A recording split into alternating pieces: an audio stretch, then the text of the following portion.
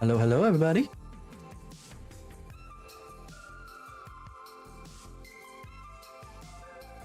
Let's check something out here.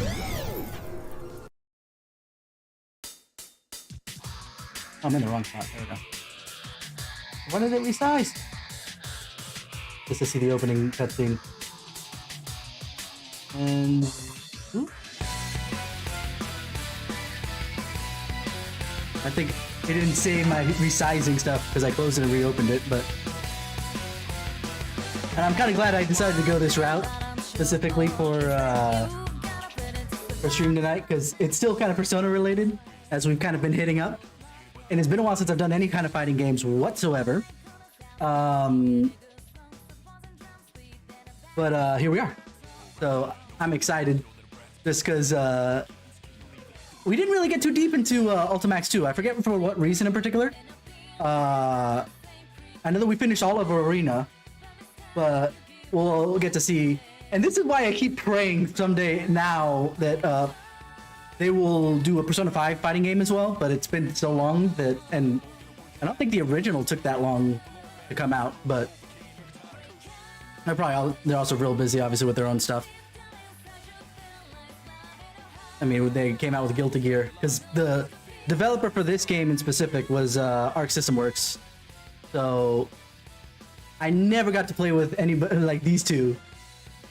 There's another one I've never played with. I have played with her thanks to Cross Tag Battle. A couple of these characters I played with because of Cross Tag Battle, but not everyone. Rise wasn't there. Arena, Ultimax. Oh, I'm not in there, am I? Either way. So welcome. Welcome everybody. Let me just make sure that my stuff stayed. It did, but I guess something didn't take. Yeah, no, it did. Oh well, I guess we'll play it by ear then.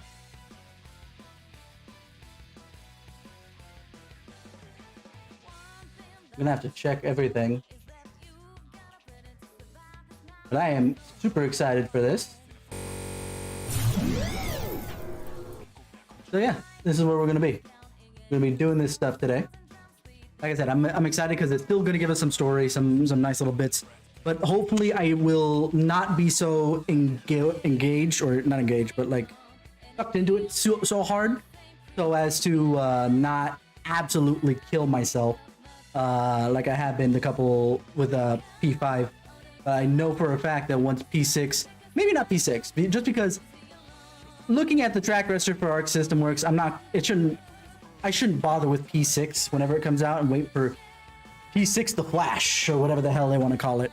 Because why when they keep doing it over and over? FES, portable is separate. I'm going to leave that separately, even though it does add some extra things. That was them trying just to get themselves into the portable marketplace, so I'm going to leave that alone. But FES, the Golden, which granted was on a portable system, but we'll leave that alone. And the Royal. So I don't know if I'll pick up the base unless they can absolutely guarantee for me that they will not be expanding it later, so I don't have to pay $120 for one game. I'll probably not bother until the secondary thing comes out. But like I said, I really hope that Arc System Works is either working on, or if not, at least were approached and they turned it down because they were too busy or whatever, for a fighting game. Or it could be that outside of the dancing one, because obviously they gave 1 to 3 and then to 5, which that I would love to play, the 3 and 5, but they're not on Steam yet. But I would love to do the fighting game, but I think they might have bypassed that by doing Strikers instead.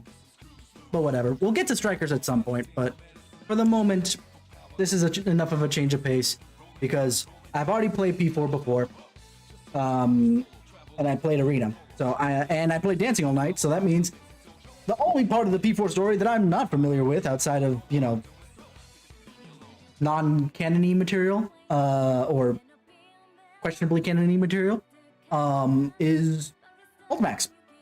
And I forget whether we actually started, or if we were just trying things out, but either way, let's do some things, shall we? But for those of you who don't know, I actually did a stint of fighting games for a while. Specifically, I did because I was getting all hyped specifically for Blaze Blue Cross Tag Battle, because it had Ruby, which is still a thing that I'm interested in. And that's kind of how I got introduced to the fighting game aspect, just because not to say I didn't play anything before, but definitely playing that got me to buy a freaking fight stick. So, because I used to bleed my thumbs to the point of blisters whatever, doesn't matter. I used to, basically play fighting games to the point of blisters, and let's just full screen this. But yeah, but getting a fight stick was a godsend because at least I can feel like I'm more in control and I'm not putting blisters on my thumbs as I'm fighting. Oh.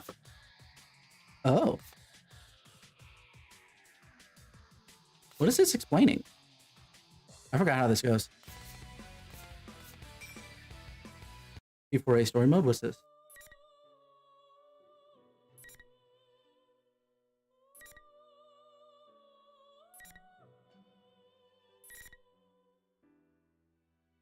Okay, hold on.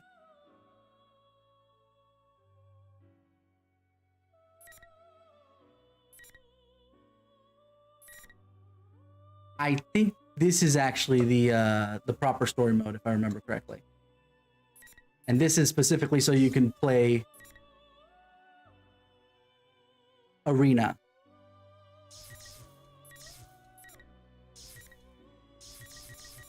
And honestly, remembering my time back on Arena in particular, and to be fair, it is older and they've improved. God, that system was so frustrating after coming out of Cross Tag Battle. That's nice, silky smooth as far as fighting systems are concerned. Granted, Cross Tag Battle is a whole different beast because it's a versus type game where you have a team and etc. Where this one you don't have that, but it is a thing. I may want to actually knock some of this stuff out at some point just to kind of complete it. But since, as I mentioned before, we have done this before, especially Arena base. Let me back out of here and see what else is there, just to make sure what else we've got. Okay, saving. There we go. Obviously, arcade mode and stuff like that. Network. Oh, sweet. I wonder if they added this stuff or not. I don't know, because I kind of just hopped into it. You know, let's hop into training mode. You can see how this feels. My own... See, this is the Igor I remember. Between dream and reality, mind and matter. Now. So who could we play? I'm surprised they allow us to play as everybody off the start. I wonder if that's a change or if I'm just not remembering correctly. So from Arena, coming back from Arena, we have the main P4 cast. The main P4 cast. So Naoto, Teddy, Yukiko, Yosuke, Chie, and Kanji. Adding to that, from P4, from the first Arena game, we also have Mitsuru, Aigis, and not Toru. We had Akihiko, and we also had a new character for that specific game, Labris. I am familiar with Labris in that again because I played that game, so I'm familiar with all those characters, how they play in general. Though I'm more comfortable with how they play in Cross Tag Battle because I didn't spend too much time other than playing the story. But here they add the rest of the P3 cast, plus the 2 Velvet Room attendants at the time, and Marie. So, oh, and sorry, the other person that wasn't playable at the time was Reset. Actually, I don't think Teddy was playable at the time either, because I think their idea was, well, those two were the, well, actually, Teddy might have been. I can't remember anymore. But I do remember that Reset was not, and that might have been just because originally, you know, obviously in P4, she was the navigator. She doesn't fight. So they decided to, luckily what they didn't not include her. They just, in the story bits, they just had her be a damsel in distress. Which is kind of a slap to the face for Reset. She actually became pretty strong after, you know, everything that happened in P4. But at the very least, they included her. They could have just said, no, she's busy doing idol things. Since she was going back to her idol company and all that other jazz. So that is at least that much more information. But like I said, they added Marie. I assume this is a new character for this game because I don't recognize him otherwise. Though Tsukiyomi, that tells me that that's where this guy's where Tsukiyomi came from in the P5 DLC content. We have Junpei, Elizabeth. That's scary shit. Although Elizabeth's fun to play as in Cross Tag Battle, if I'm being absolutely honest. Yukari. Wait. And Ken. I'm surprised that they put Ken and Koromaru together. I wonder why they did that. Like, I guess Koromaru on his own would be too small of an enemy to fight in a fighting game. So if they were maybe dictated by Atlas to, you must put Koromaru in this time, they're like, okay, then we'll have him be a combo team with Ken, because Ken will be relatively short, being the youngest character of everybody. Youngest character? Or is he the same age as the P4 cast? Can't remember. Margaret I've never seen fight either, so that's going to be very interesting to see. And then I'm assuming the game is going to answer that, because that's confusing. Why are there two of... Okay, I was about to say, and then I noticed the Labrys, but that one says Shadow Labrys. And that's where Asterius comes from. Okay, so Asterius is Shadow Labrys' persona. And I think Sho had mentioned that when I questioned it in particular, because he had said Labrys. I'm like, no, Labrys has like Ariadne, doesn't it? Doesn't she? I'm pretty sure. But it's Shadow Labrys'. Okay, that makes sense. Okay. But as such, let's go to my favorite girl in this entire, roster. Well, okay, to be fair, my favorite girl in this entire roster is Aegis. I love Aegis, but her gameplay, at least in cross tag battle, was a little funky, and I don't recall how she is in Arena at this point, but Arena was also kind of busted overall. But I enjoyed both in Arena and cross tag battle, at least as much as I could in Arena. Chie, so let's play around with Chie, and oh. So you can play as the shadow version of them? That ought to be interesting. I wonder how that works. Picture Yeah, you are. had your own appearance as well as your alter ego, your persona.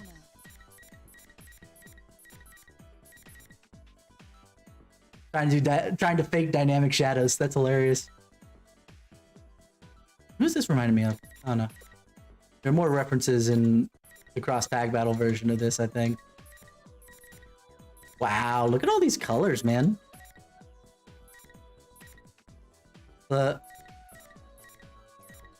Oh, sweet. That's cool, on top of the fact that apparently you can color each one independently.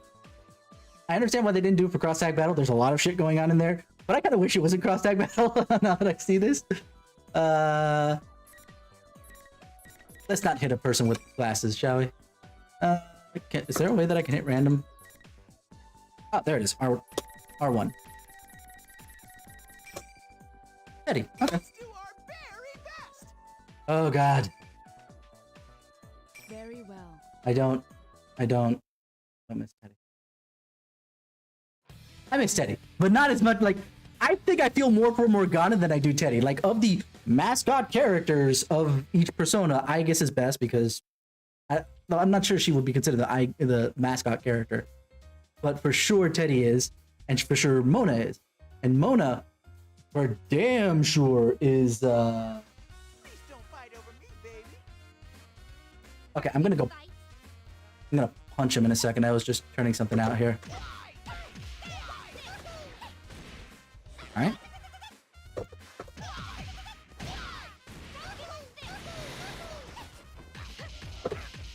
Oh wow, that's almost like a freaking... It almost felt like an infinite, I don't know. Let me look at the actual controls so I know what the hell I'm doing, right? Button setting. So we have, weak is up there. Okay, so there's only a weak and strong hit and then a persona weak and strong hit. Okay. Wonder what evasive action, furious action are. All out attack, that's it. Burst makes...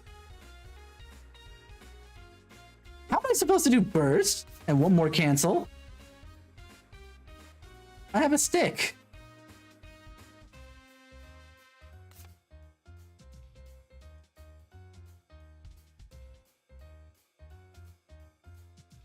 I suppose I can map something else to it, but Jesus, what the hell?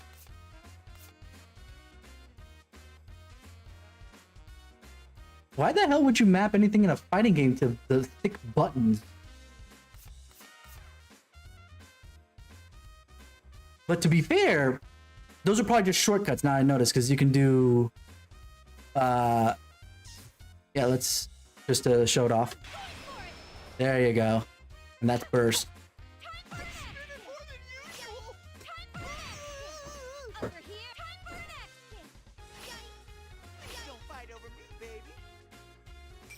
Alright, so... Only because I want to see this real quick. Okay, first I need probably enough. I got it. So, triple down and that's it? Persona makes sense for what it is, but let's do it.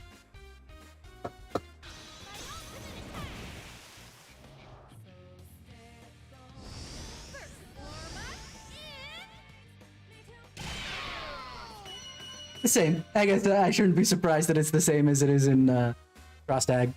All right. Anyway, I think it was the same even in base Persona Arena.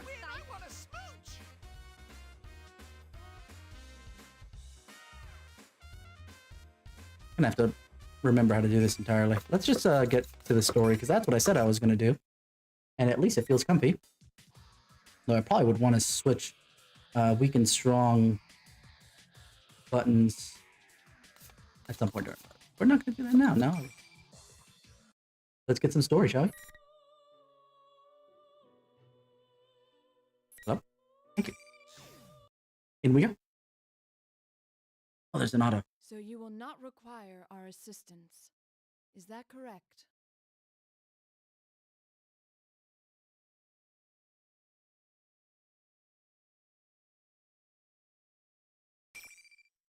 There we go. I was about to say. That's going to be annoying, watching that type out. We'll do that from there, and then we'll just let it auto-read until I don't need it. Very well. In that case, there is nothing more to be said. As for your presence here, this room is ordinarily only accessible to those bound by a contract. You are fated to refine your power. You will most definitely require our assistance, eventually. Until we meet again, farewell.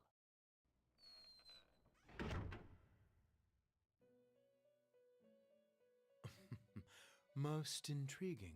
Are you Who are they certain talking about to? this? Our domain is indivisible from the destiny of our guests. Nothing meaningless happens in this room.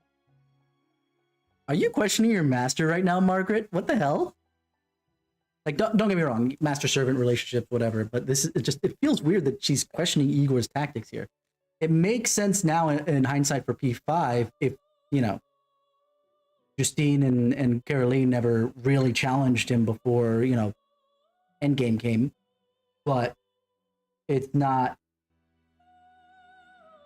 really anything important, you know what I mean? Anyway. Which can only mean that the fate of our visitor just now will be... Margaret? Pardon. I spoke out of turn. Thank We are goodness. only allowed to watch over and assist those guests who are bound by the terms of the contract. Indeed. That's how it works. That's why they don't step in to save Dorkun.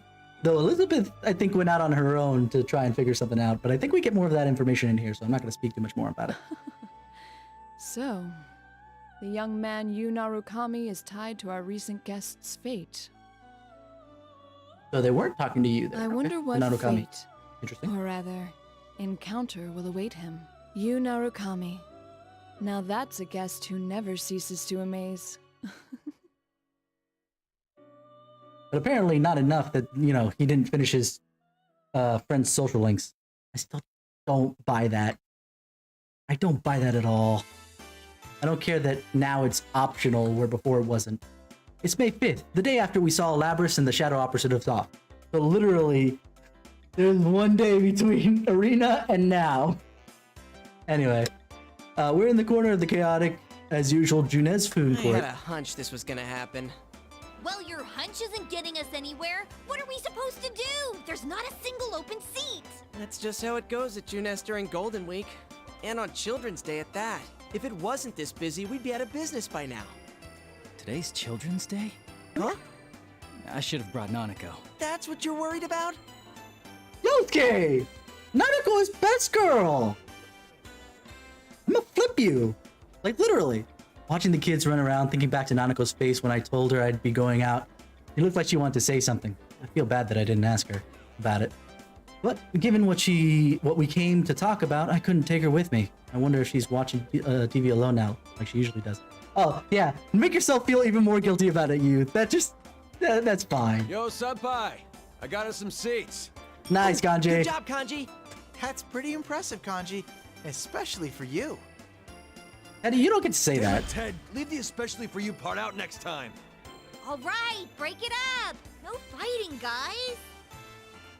Let's go, Yukun. Right. I'm not sure who's technically my favorite Persona protagonist at this point. Well, I do like Makoto to some degree. He's kind of... There's a reason why he's called Dorkun. I don't know enough about Femsi to make a judgment on her. But between Narukami and Ren, they both have such good personality. To Narukami's case, it comes a lot after his game, where Ren gets a lot during his game, but... Anyway. With Yukiko spurring us on, we move to the seats Kanji save. There's a table for 4 with 6 chairs where he found somewhere. Table for 4 with 6 chairs. Oh. Anyway, after waiting for everyone to be seated, Yosuke clears his throat as if to drive away all the noise, as if... So it's a great day out and, Dude, I don't think this is the time for that. I think the point was, in Japanese, probably said, "Iyo tenki desu ne," which is usually the, "Hey, how you been?" type thing. Well, how else should I start off? Look at the size of this crowd. I'd say I made the right call showing up like this. Yes, you If I did. came in my usual costume, the little kids would be swarming my adorable bod. I'd be mobbed. I kind of wish, in hindsight, that, you know, Morgana's human body wasn't tied to freaking Maruki, because if Teddy gets a body, Morgana should get a body too. Come on. Oh yes, I've seen how They were the both children tear shadows off to their start. fur from time to time. Wow! Are you being nice to me, Yuki-chan? Has our love finally blossomed? Wow, it has been a while since I played P4. Forgot how annoying Teddy is. Definitely I'll take Morgana. I mean, I already said I was going to take Morgana over Teddy because he doesn't push his hitting on that much by comparison to Teddy and the other girls. Huh? Of course it hasn't. Shot down as always. I'm glad he takes it in stride, though. It's because you never learn. Well, let's get down to business. We didn't get to talk much yesterday after all. And not to Chie. We gathered here yesterday after seeing Labras off, but there wasn't time to calm down and talk about what happened. In the end, we agreed to leave the details to tomorrow, which is now today. Don't worry about the crowd. Let's start the investigation team meeting anyway. yeah. Though we are missing 2 people. Rise? And who? Oh, and Naoto. It's just not the same without our full roster of pretty girls.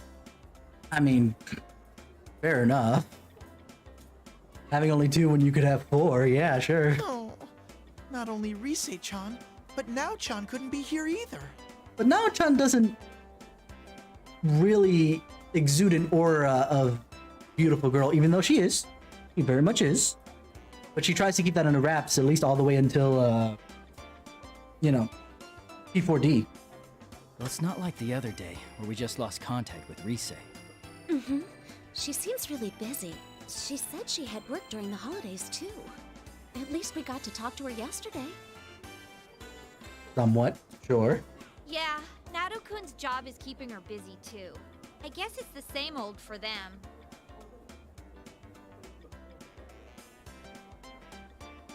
You know, it never occurred to me, just because they had called her Naoto-kun throughout the entirety of the thing, including when they thought she was still a guy.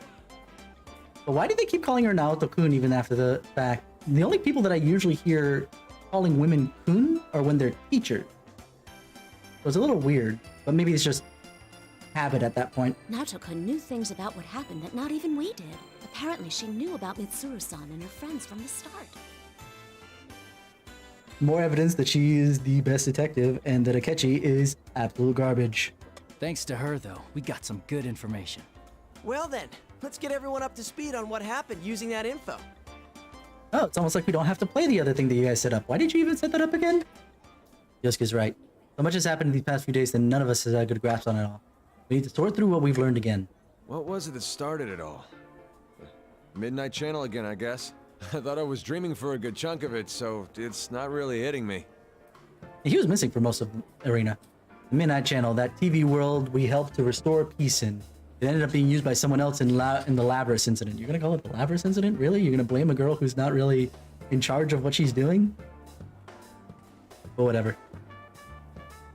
Labrys is the 5th generation anti-shadow suppression weapon, a girl with a mechanical body who was stolen from the Kirijo group, one of Japan's biggest conglomerates, someone threw her into the TV world. But Labrys faced her other suppressed self in there, and by accepting it, she woke to her persona. That mostly wrapped things up. By the way, Labrys' story in Arena was the most depressing thing. I felt so bad for her by the end of that. Holy shit. The fact that she has to go through anything again is disappointing. However. So who exactly was it that put Labrys inside the TV? And why? Why don't we have this conversation with Naoto here? Because she's, smart enough to figure this shit out. At first, I thought the culprit was jealous of my popularity and tried to break us friends up. Okay, while I would say, okay, Teddy, you're not the center of everybody's attention. The fact that they used him as the ringleader general thing for the events last time, it's not too far of an explanation or a guess for him to make, or anybody to make, but it's still a stretch. Mm-hmm. But that wasn't it. Their goal was to disrupt our hearts by making us fight each other, and then steal our personas after they returned to being shadows. Which I didn't know was possible. Naoto said as much too. I don't know. Turning them back to shadows and stealing them. That doesn't sound like something just anyone could pull off. Maybe not, but we know for certain that the culprit was using that method to try and gather powerful shadows. Gathering shadows, huh? That's definitely not something any normal person would do. Not unless they're gonna execute them all. Cough, cough, Mitsuru. The atmosphere darkens after Yosuke's remark. During the silence, I recall the events leading up to yesterday. We had once again entered the TV world to figure out why the Midnight Channel was broadcasting again. Oop. Can I look at the log? Yes, okay.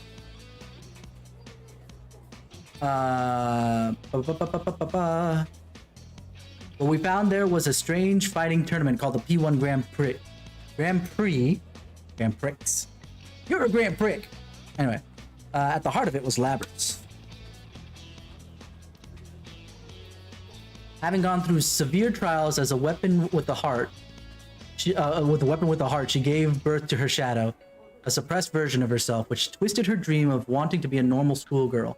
It all resulted in the P1 Grand Prix, designed to pit people against their friends. After we entered the TV, we got wrapped up in battle, just like Labrys' shadow had planned, and we were forced to fight one another.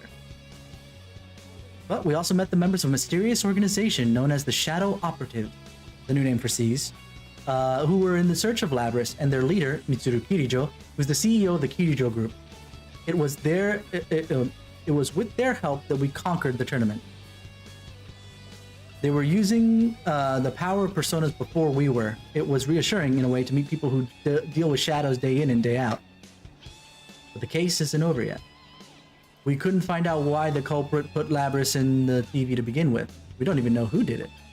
Mitsuru-san and her people seem to have some idea, but that doesn't mean we can ignore what happened in our town. Not your town anymore. Technically, Narukami, you went back to the city.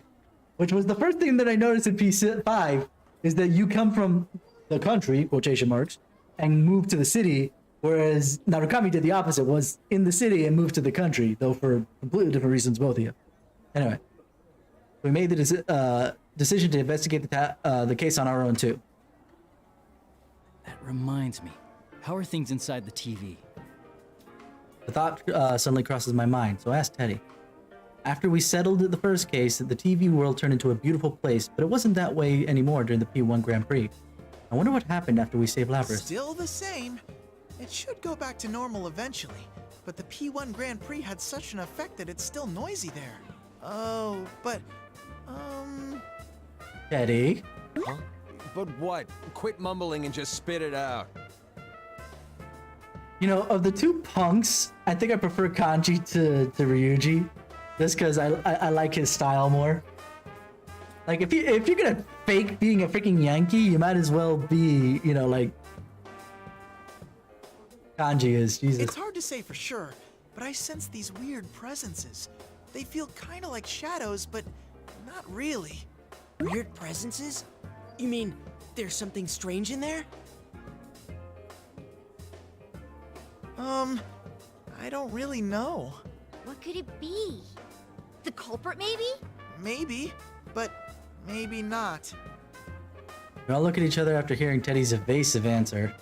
If something is in the TV world, it can only be a shadow, someone besides us who knows about that world, or someone who can use a persona.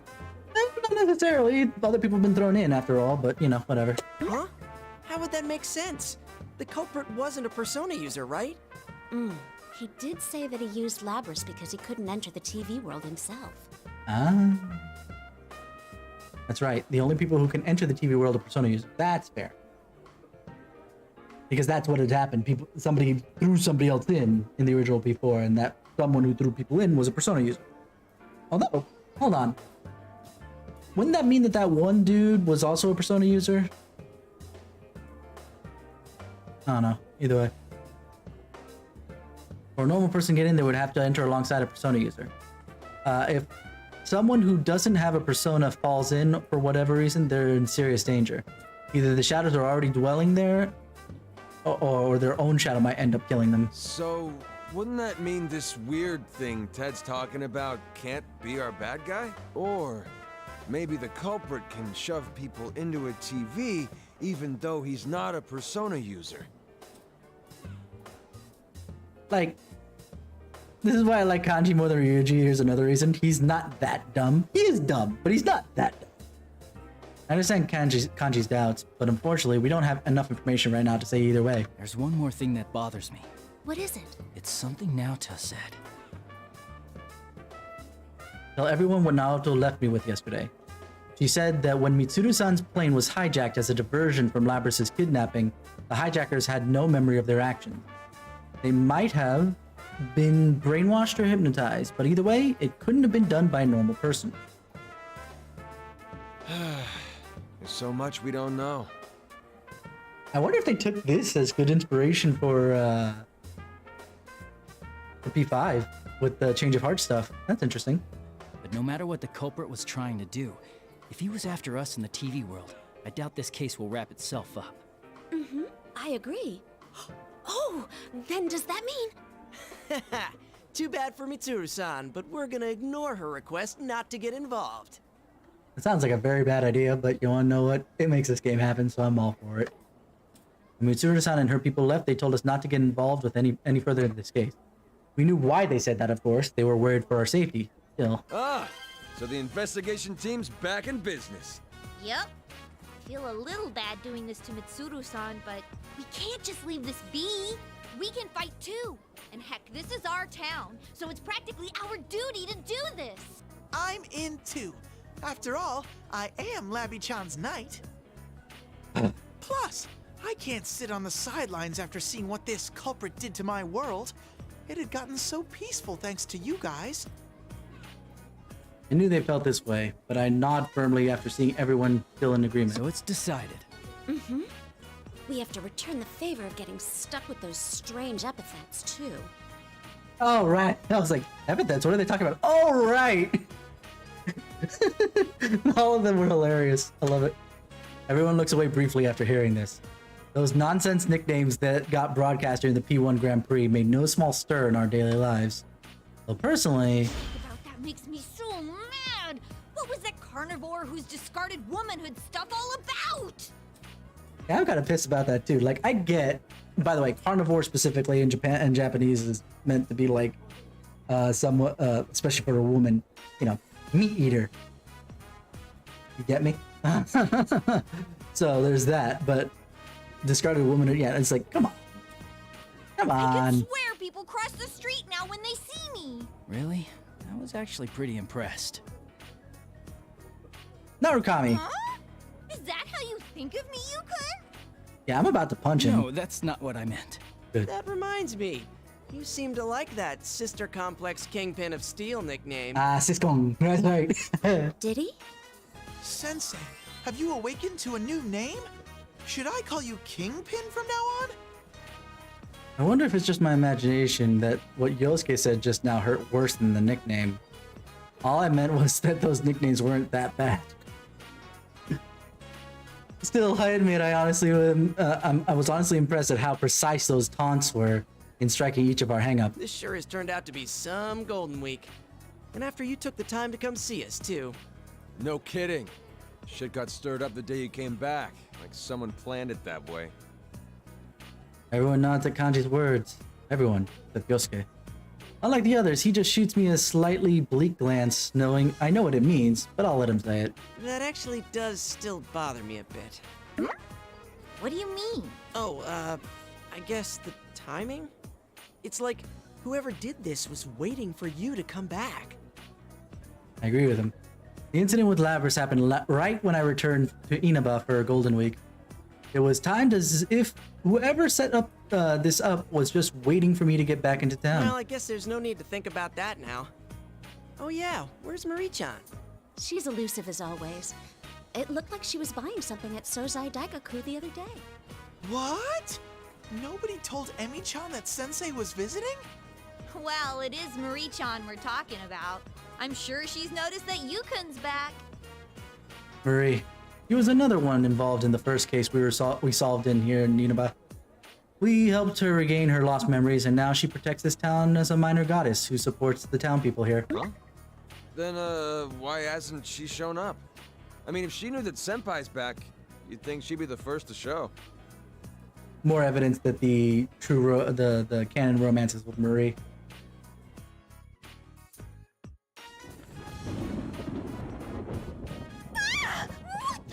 Where'd that lightning come from all of a sudden? I think I know who to blame. Oh, look at those insane rain clouds. It's gonna start pouring soon for sure. That's when I noticed the thick crowd of customers has gotten pretty sparse. As if following the families hurrying back inside, we also get up from our seats. The weather report has been way off the mark lately. Oh, sorry, that's mine. Hello? Oh, Kasai-san. Move away from Yukiko to give her a little space to talk. That reminds me, Labris is a robot, right? Would she rust if she got caught out in the rain? Why are you asking that question Nah, I now? doubt it. The Kirijo group developed her after all, and they wouldn't be that cheap. Mid-chan's group sure is amazing. Her stuff is way better than Junes brand electronics. Okay, two things. First, that is not fair considering the amount of money the Kirijo group can throw around.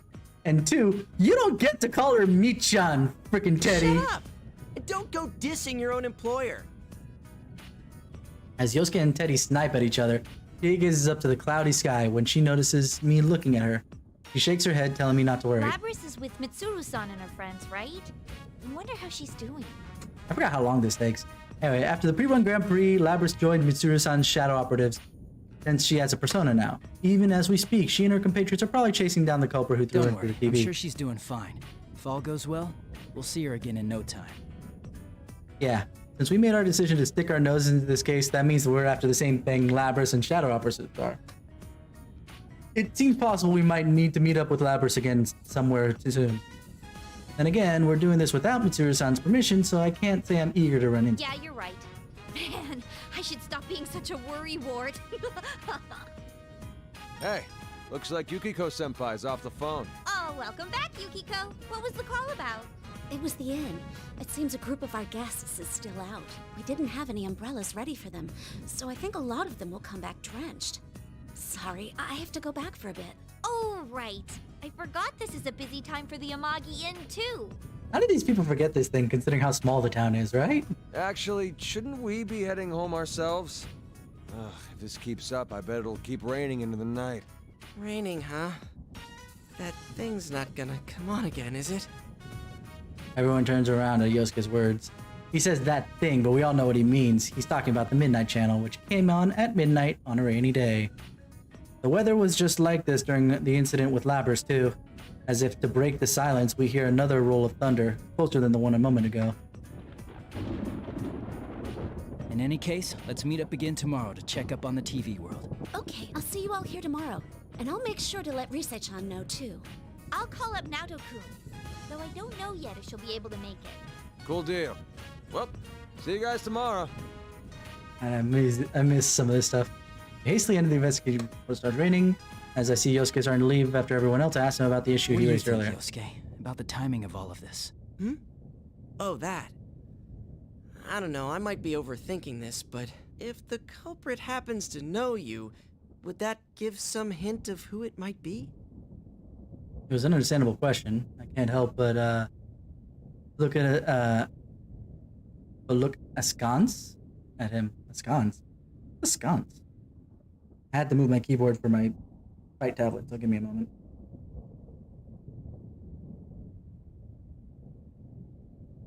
I assume it's askance.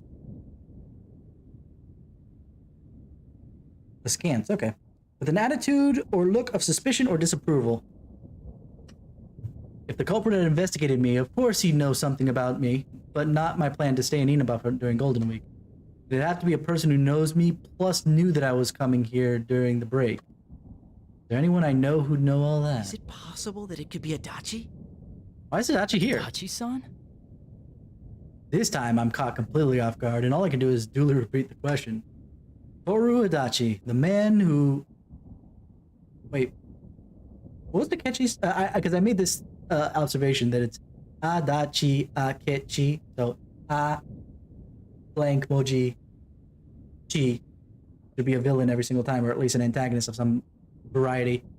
Toru and... What is Akechi's name? First name?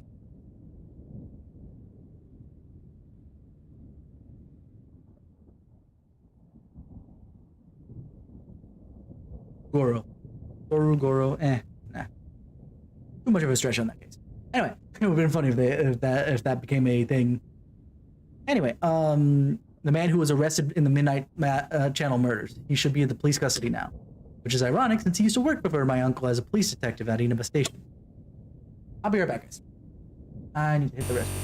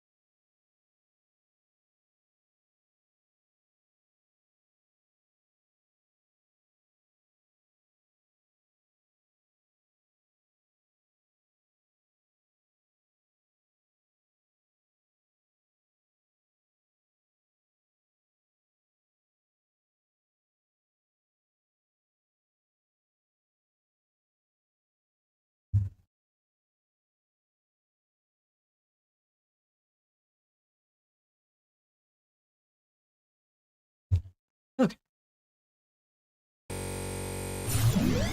Alright, and I'm gonna sit down for now just because of the fact that there's gonna be a lot of cutscenes, and doing this standing up doesn't make much sense to me. Alright. We do have quite a history, so obviously he knows about me, and I can't rule out that Dojima-san might have told Adachi-san about my vacation plans. Why? What point would he have to do such a thing, you know? No, it wouldn't be him. He has a persona. Oh, yeah, good point. Sorry, I wasn't trying to weird you out. Yosuke is all apologetic, and he scratches his head. But really, I should be the one apologizing. I didn't deny that it could have been Adachi-san just because he's a persona user. I didn't just deny. The real reason is that deep down I trusted what Adachi-san said about abiding by the rules of this world. But if not him, then who? Gray clouds filled the sky over our head, mirroring the confused anxiety we shared. Well, that's the thing.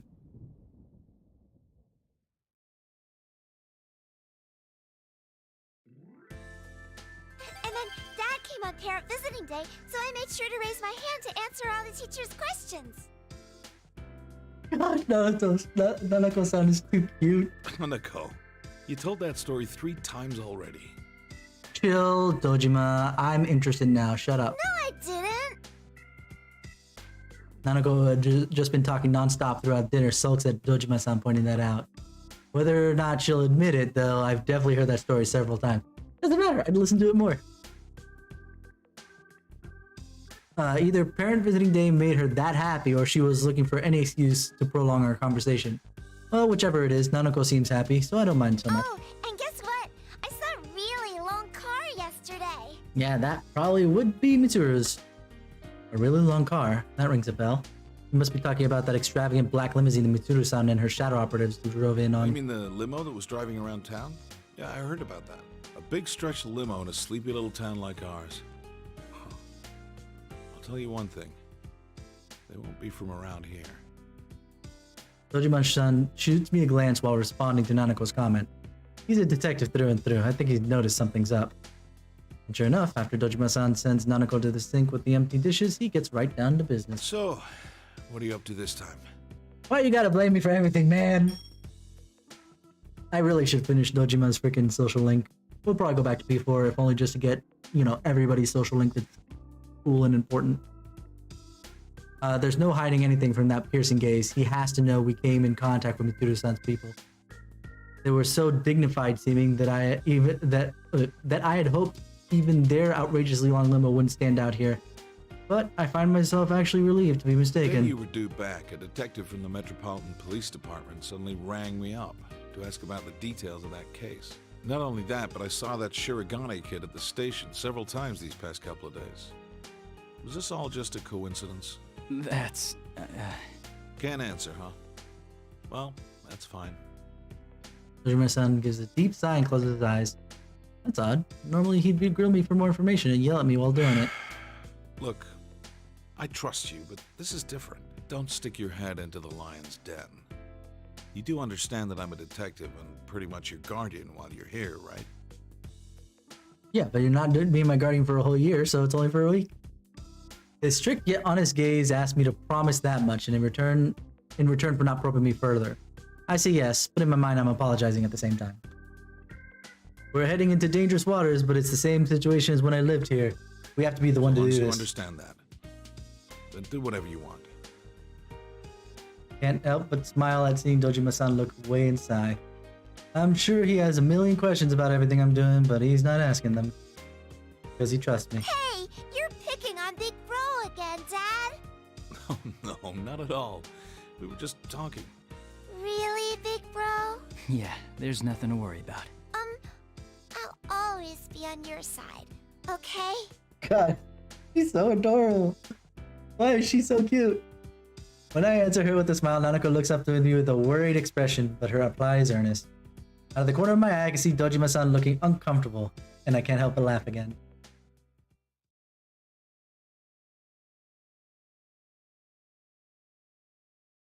When I return to my room, I can hear the faint rumble of thunder in the distance. The rain that was pouring down this evening has already stopped. I noticed that his calendar went from being a P3 theme to Catherine theme. If the pattern holds, the midnight channel should stay quiet so long as it's not raining. Realizing that raises some complex feelings in me. Go back home tomorrow. And as much as I hope nothing happens, I want to resolve this mystery while I'm still here. But wishing to solve the case means wishing for something to happen. Make up your mind, you. I inadvertently glance towards the TV screen's reflective surface and catch myself with an odd smile on my face. A little longer until midnight. Out of habit, I check the time. The moment I look back at the TV screen, suddenly turns.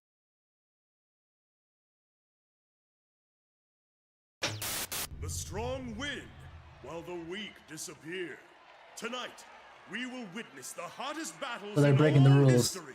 Which also explains why P4D they weren't so Victory is shocked. waiting to descend upon the ring. P1 fans, are you ready? Are you ready? God, again with Time to the... let loose! An all-out war! The contestants contestants in the previous P1 Grand Prix have returned for another tournament, right on the heels of the last one. These warriors will create another legend here at the world-shattering P1 Ring! These are battles of honor, battles of will. Except for they added the other ones that weren't involved in the previous one. Some fight for glory. Will this be decided by pure muscle, or will a battle of wits determine the outcome?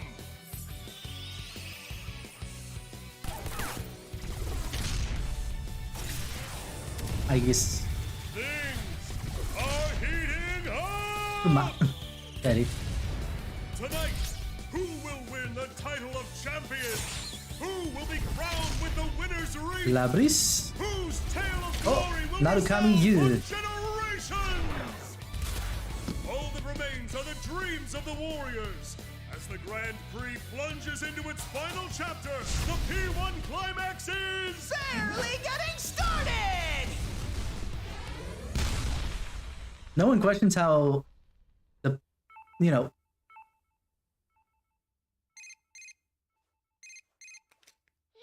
Did you see that? What the hell? Hello? Hey!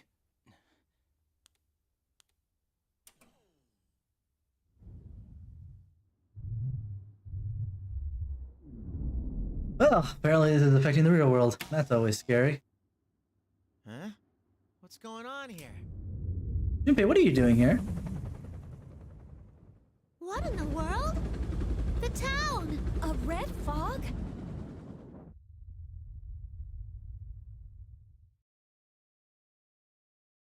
Oh boy. What the? Yoo-hoo! All you P1 crazies out there, sorry about the long wait. TV shows a familiar classroom. If I remember right, that's the announcement room at the school Labris created inside the TV world during the P1 Grand Prix. Standing at the announcement room is General Teddy, actually just his head, chortling away. The P1 climax! It's the end of the world! One-on-one deathmatch that's worthy of the name Climax! And best of all, if you don't win the one-on-one tournament to the finish within the hour, the world will end! No punches pulled this time! It's almost like P1 and P3 and P5. Interesting. I'll make myself clear so that no one misunderstands.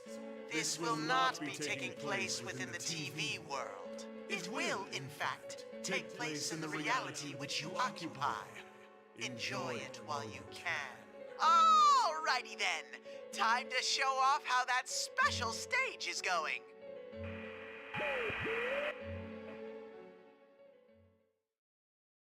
The cutscene. Ooh.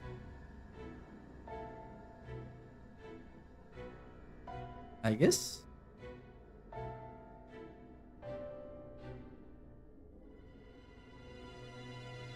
Oh dear, they got the censor too. I forgot her name right now, but that's not good. They already took out basically the big boys. Is that Mitsuru-san?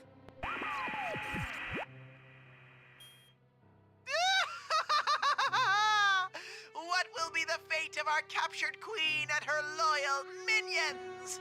Then again, if we don't have a champion, everyone's a goner anyway. So she'll be in good company. Best of luck to all of you. Good question.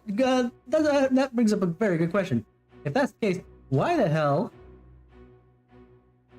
are they part of the advertisement? I guess, granted, I'm forgetting her name right now, the censor. But I guess Mitsuru and, I was gonna say Adachi. Meathead. I'm forgetting his name right now. But, they were part of the advertisement for the fight, and yet they're already taken out. What? Display cuts off abruptly, and the TV becomes a silent box. Realizing that a strange red light is filling the dark room, I dash towards the window. The outside covered in an eerie red fog. What is that? Street lights are all off, and I don't sense anyone's presence. A hazy light illuminating the town. It's the red fog? The street lights are... Oh, sorry, I forgot that that's the way it works. Seeing the town in such an obvious abnormal state snaps me back to my senses, and I quickly look back into my room. Nanako! Dojima-san! No one answers. I rush down the stairs and I check all the rooms, but no matter how hard I look, the two who live here are nowhere to be found. What in the world is going on here? The P1 climax? Are Mitsuru-san and her people really captives? And worst of all, this isn't the TV world. Is this really still the real world? If so, what happened to the townspeople? A wave of confusion and fear crashes over me as I sort through the information at hand. My cell phone won't even turn on, like it's suddenly broken. Junes Food Court. That's right. Whenever we had a case, that's where we'd always gather. If Yosuke, Chie, and Yukiko have noticed this too, they'll definitely be headed there. Teddy should be with Yosuke, so there's no need to worry about him. Kanji, though, he might head straight into the TV. I chuckled to myself at the thought, a rare moment of humor in this looming crisis. I know where I need to be, so I quickly prepare myself. Wherever we needed to fight, I was always clad in my Yasogami High uniform. I think I'd be wearing it again so soon. It's with a sense of trepidation that I opened the front door.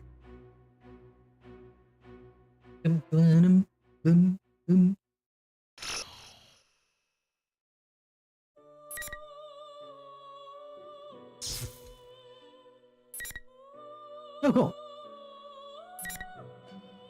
I'd forgotten about both those. The fact that we basically went through a bunch of things, and until I see those other ones, we can't get to the next one. So let's start with Rise, who probably shouldn't see too much, or understand too much, where Naoto might get a lot of answers. So let's do Rise stuff first. I raise one arm toward the mirrored lines wall and close my eyes. In my mind, I see the stage and the hazy shadow of a band. Glow sticks of all different colors shine in the packed seats. I'm looking at them from my mark indicated with a spot of fluorescent paint. The moment the countdown hits 0, a spotlight comes on. Reach towards the flooding light and become one with the stage. Say hello. Hello. You gotta say goodbye to 1,000 lies, yeah. Shout, friends, just those words you really mean. And let your voice be heard all over the world. Stand up when you hear a knock on the door. It's me, come on out. Get ready for your true story.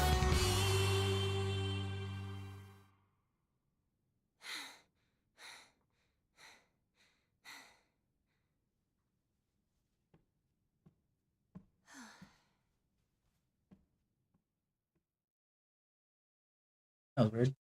Like, the fade out to the mirror makes sense, but...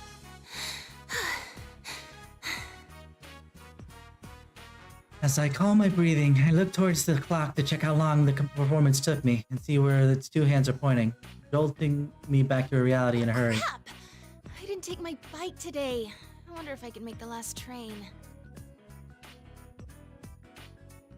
Night, everyone. I'm off for today. I guess the fade was on purpose for switching the clothes. Anyway, I hurriedly address the people as I pass as I fly out the studio. After a mad dash to Okina Station, I barely make it to the stop train. Made it. I take a breather as the train slowly pulls out. The last train on a holiday is usually pretty empty, so I sit in an open seat and get my tunes from a bag. There's a new song on there they just gave me this afternoon. Today felt so long for some reason.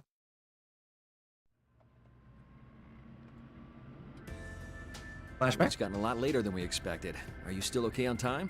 You didn't have to give me a lift, you know. I'd have been fine. That's not the issue. Come on, I'm your manager. The reason Inoue-san seems so happy is because of the news we got earlier. When our president called us back into the office from the shoot today, we were greeted with a new song for me that detailed my plans for my comeback. Still, I had no idea that the boss was putting together such a detailed plan for your comeback. Well, I'm grateful and all, but I just don't think I'm ready yet. That's not true. We've all seen how hard you've been working. You're much stronger than you were. I think the boss is making the right decision. Are you just flattering me, Inoue-san? Never intentionally. You sang that new song we gave you today after just a short lesson. You even memorized the dance steps in record time. I wasn't any good, though. I got distracted by the steps and kept going off key. And I wasn't hitting the turns cleanly. I've still got a long way to go. God, she's so hard on herself. Give me a second, I need something to drink, because if I'm gonna be talking this much.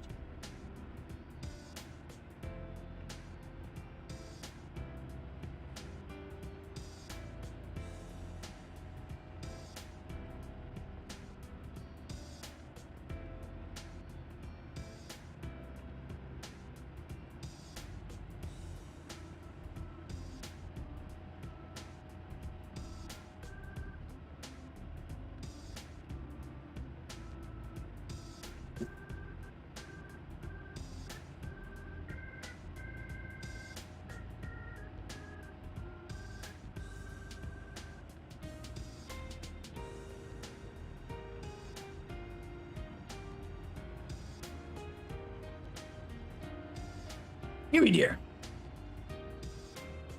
It's true.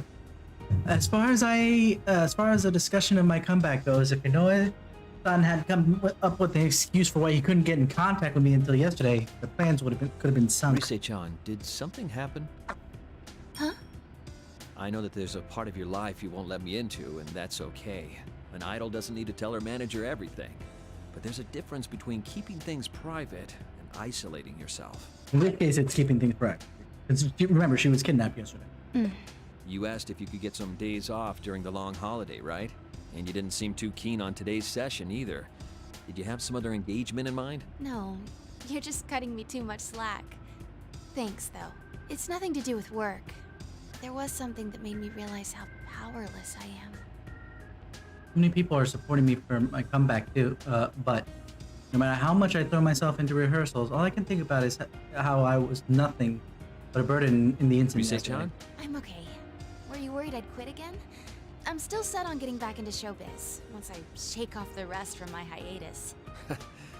I can tell that much from watching you practice. Still, maybe you need a breather. I didn't show. Also, I'm not Inoue-san, so get over it. Huh? The publisher consulted me about maybe rescheduling the photo shoot. When I told them doing it later would be problematic since you're still a student, they decided to reschedule for another time. So, take a nice break tomorrow. Inoue-san. Inoue-san's boss, man. Like, the only people that I know that are probably a better manager, and that's only by a stretch of hearing third party that maybe might be hiding some extra information, is the Hololive managers. But things will be busy after the long holiday. The success of your comeback project is on the line here. I really appreciate it. Can you let me off at Okina Station today? If I have tomorrow off, I want to stop by the studio and practice a little more. Huh? But wouldn't it be late by the time you're done? Why don't I take you straight home? There's not enough room at home. Please? I'll go straight home after I practice a little. Well, all right. But don't push yourself too hard, okay? I won't. Actually, though, you shouldn't coddle me so much either. Okay, Inoue-san?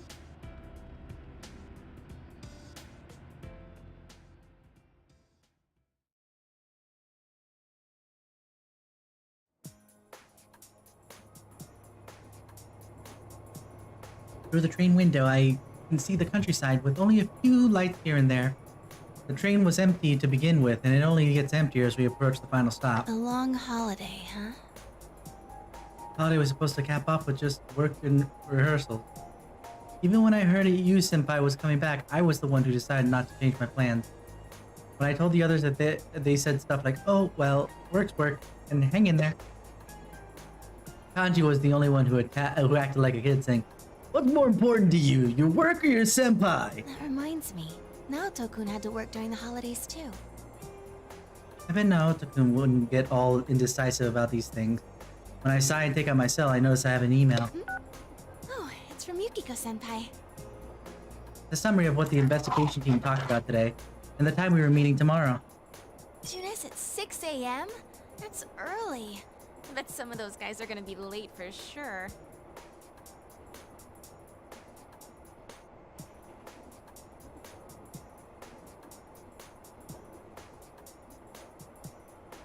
I can think of a couple of them, but I wouldn't say all of them. Well, she did say some. I laugh, but it quickly turns into a sigh. I have tomorrow off, thanks to Inoue-san. And while I'm happy, I get to see everyone, I'm a little bummed out too. Couldn't do anything during that incident.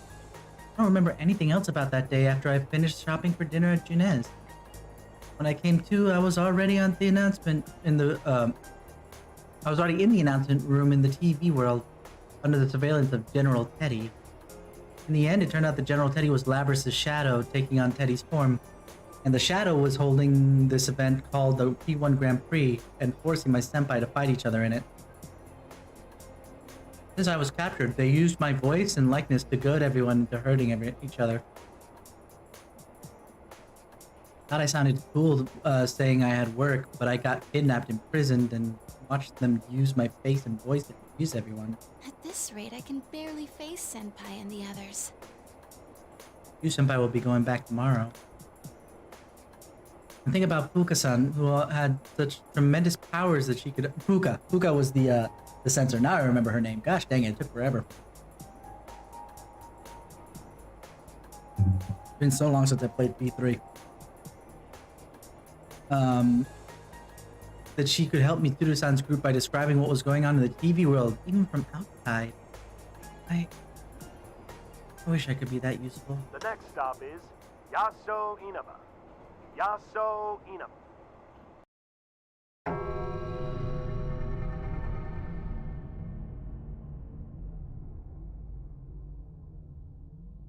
What the? That was a weird place to cut the announcement off.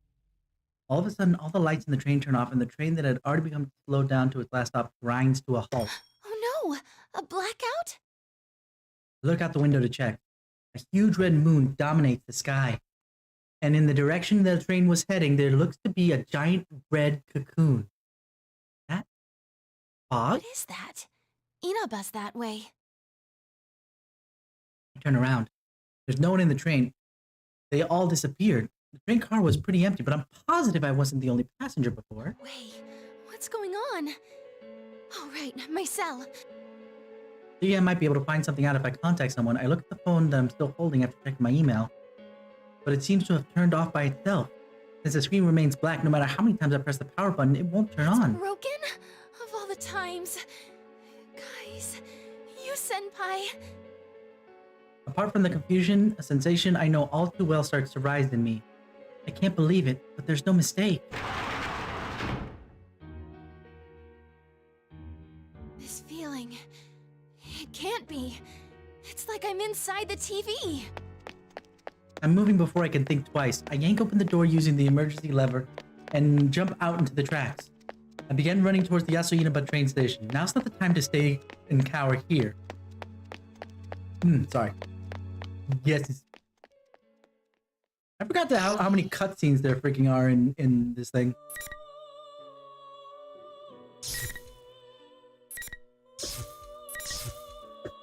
I also want to take a break just to do arcade for funsies, because we're just, you know, watching things.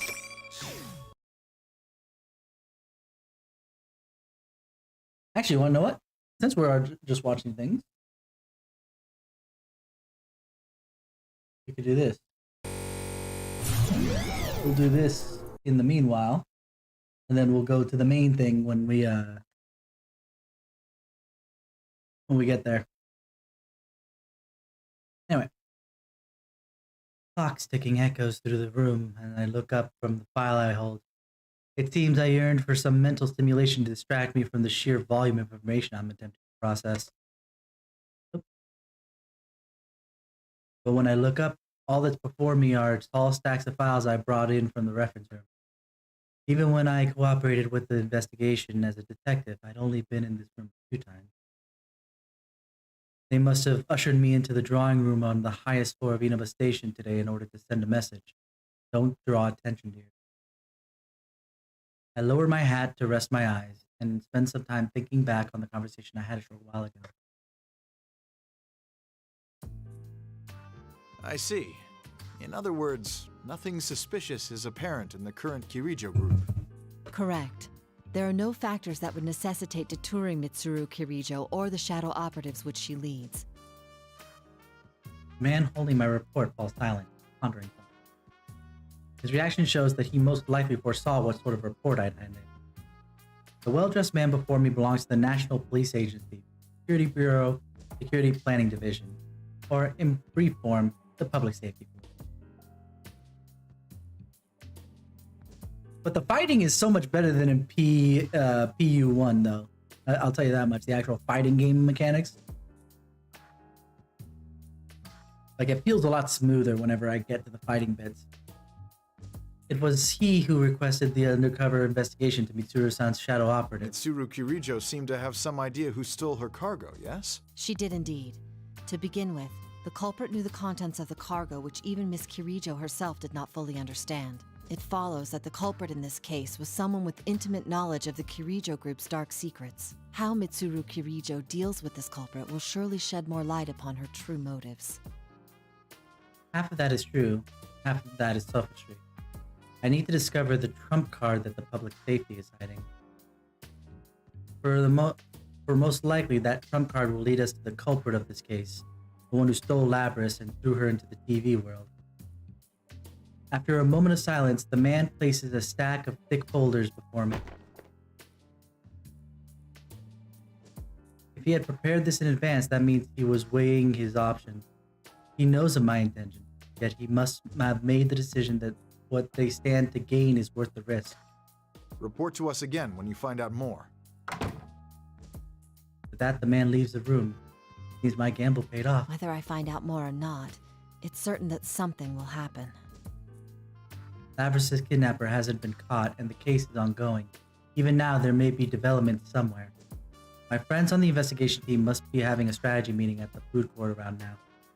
Though it's been a while since any of us has seen you, Senpai, so the conversation may have already digressed. Sighing, I forced aside the twinge of loneliness, and I dropped my gaze to the file that my gamble won. The Kirijo Ergonomics Research Laboratory. An organization specializing in research upon shadows.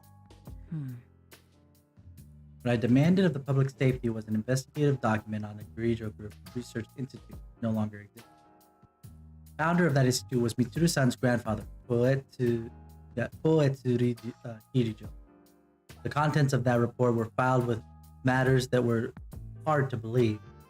The Dark Hour, a different world populated by shadows that seem to intrude on the real world. Mysterious, almost alien artifacts known as plumes of dusk that can induce a personality. Humanoid robots called anti-shadow suppression weapons that were developed to oppose shadows.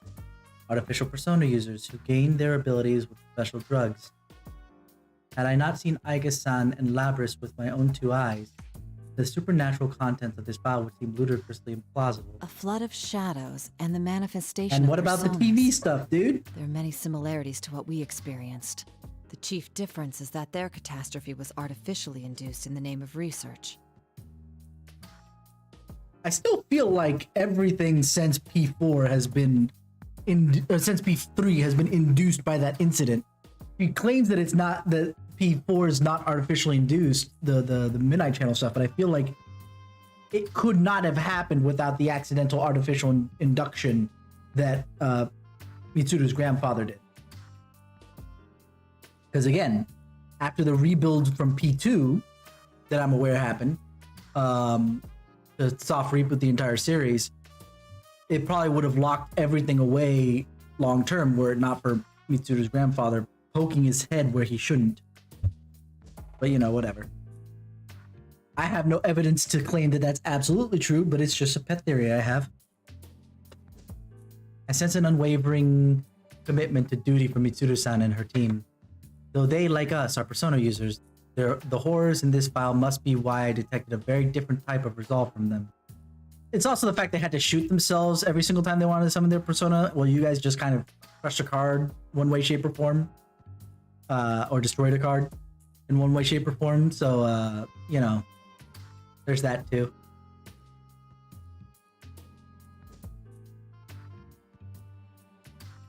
Thinking about it, who would feel like they put in a lot more effort? Like, don't get me wrong. Every single team put in the utmost amount of effort in whatever situation they were put into. But if you looked at all of them at the same age range, like if you stacked them side by side at the point where they were at when the incidents were going on, right? Which one do you feel? I shouldn't say had stood a lot more to lose, because that's not the case. Because in technicality, 4 had the least amount to lose. A, it was only a small town, and B, it was also just hiding the truth for the most part. Like, you wouldn't know what was truth from fiction.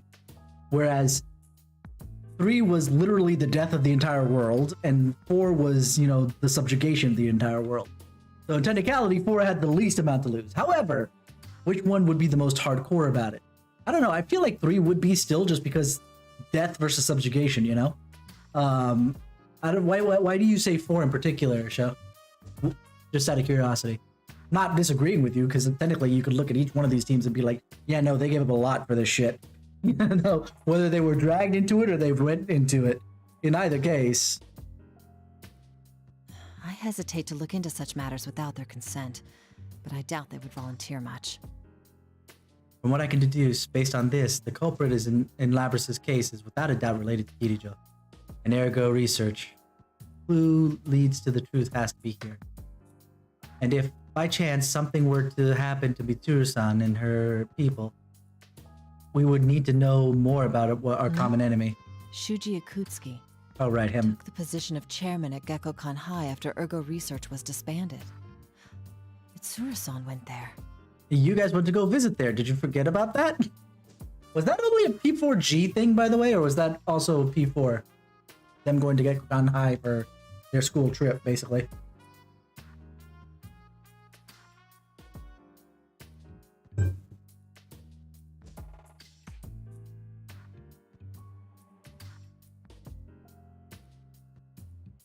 Fair enough. P3 team was fairly reactionary. Though P5's team did a lot of detective work too, to one degree or another. Probably not as, to be fair, not as hardcore as the investigation team did. Let's give them their proper names. P's investigation team and the Phantom Thieves. The Phantom Thieves did a lot of also groundwork, probably at least slightly less than par that the investigation team did.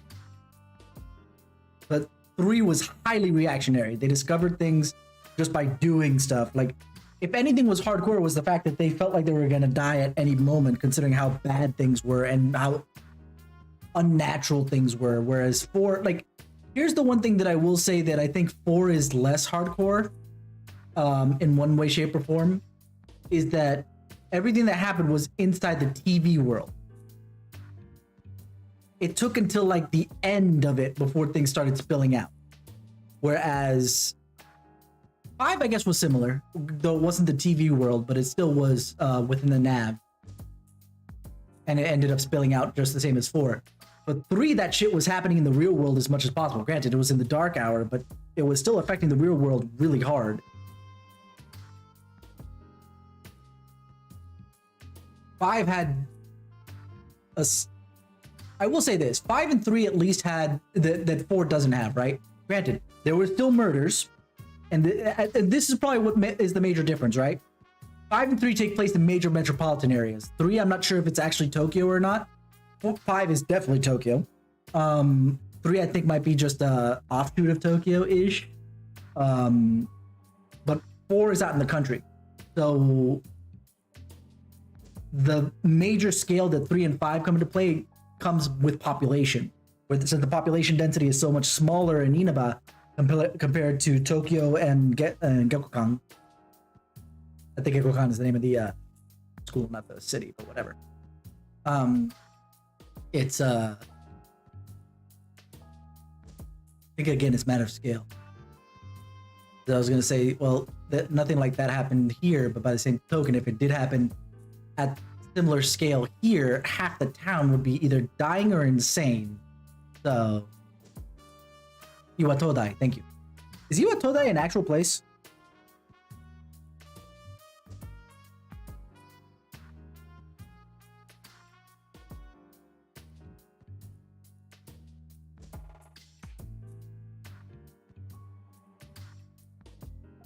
Actually, technically, it's not Iwatodai. It's Tatsumi Port Island, which is kind of funny.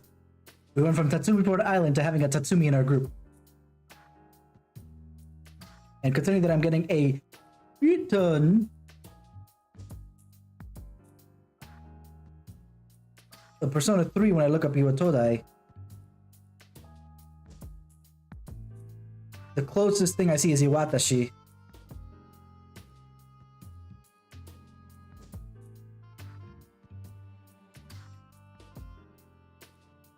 Anyway, so that must have been fake. Well, I think Iniba's also fake, to be fair. I think it's 5 was the first one that was really weird to have it be in Tokyo proper. It's one thing. I think it's one of those things you could endlessly argue. You could say the P4 is hardcore because they did a bunch of things that, you know, the others didn't do. But by the same token, they didn't have the same stakes that the others had. And while there's a lot of pain in the Phantom Thieves ripping off their masks, it's not quite the same as shooting yourself in the face or chest or wherever the hell they were decided to do it. To simulate dying in order to summon a persona, you know. Like half a dozen to 160 the other. It's really hard to say. Though that's why I could say in confidence that at least your choice of saying 4 is the strongest team is, you know, I couldn't disagree with you. Even if I see strengths in all the other teams, there's just as strong as 4. Deceased in 2009. Cause of death. Falling from the school's observatory. Was it suicide? Is that what they call? No listed family. Is that the excuse they gave when he fell off of freaking Tartarus? Okay. There's no point in, there's no other information in regards to him in the document I gained from public safety. The simplicity of the section in regards to this Shuji Ikutsuki, I'm surprised that I was able to say that name because that I remember when I first played P3 that name just kept killing me. Ikutsuki. An obvious important person oddly left an impression on me. Oh god, is Ikutsuki gonna be important in this game? Shit. That asshole?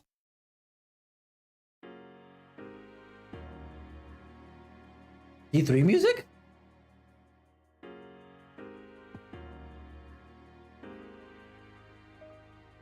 I got so used to the P4 music with this, all of a sudden P3 is coming in here. I finished reading over the material, but to be honest, it tells me little. Most of the principals involved are already deceased, including Koetsu Kirijo, Shuji Ikutsuki, and the persona users whose abilities were artificially awakened. Also known as Hobo Jesus. I say Hobo Jesus, but technically Jesus is also a hobo of sorts, but you know. In any case,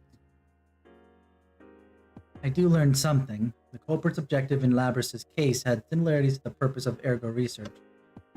Deliberately gather shadows in order to fuse them together.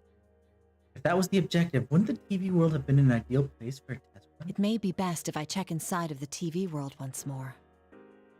When I open my cell phone to share my findings, scant though they may be, I notice the hour's late. It's almost the next day. It's a bit late to call them. Which reminds me, I think I heard thunder earlier. Could it have rained? But that word rain gives me pause. During the incident with Labrys, the Midnight Channel was broadcasting again. Her case is truly ongoing. Does that mean it could come on tonight? A bad feeling crosses my mind. A call at this hour? From an unknown number. Hello. I got through. Miss Detective? Wait, no. Naoto-kun, right? That voice. Is that you, Labrys? What's the matter? Listen up, because we got a big problem. Mitsuru-san and the others were on their way to Inaba, but they've gone missing. Missing? So we were gonna go look for them, but these weird guys came barging into the Shadow Operatives lab. I'm the only one who got out. Lies and slander. Isn't freaking Yukari there with you in the cutscene? The Shadow Operatives research lab was attacked? Could it be the enemy? No, that's not it. This is most likely. Labrys, calm down. Can you describe anything unique about the people who invaded your headquarters? Unique? They came in a big group. They wore suits. They showed this paper-looking thing, and they said something about an investigation. Just as I thought. Public safety. I have my suspicions, but there could be no mistake. Though the Kirijo Group and Public Safety are formally in cooperation, Public Safety privately has a low opinion of the Shadow Operative. Hence their request that I perform an undercover investigation. They must have found out about Mitsuru-san's disappearance and used it as an opportunity to launch a compulsory investigation. Mitsuru-san's disappearance? Could it be related to Public Safety's move? Labra said a moment ago that Mitsuru-san and her people were headed to Inaba. Why? While I think carefully, sorting through this new information, I asked Labra for more details. I understand. What's your present situation? I can't go back to the lab, right? Even if I could, I wouldn't know what to do without Mitsuru-san around.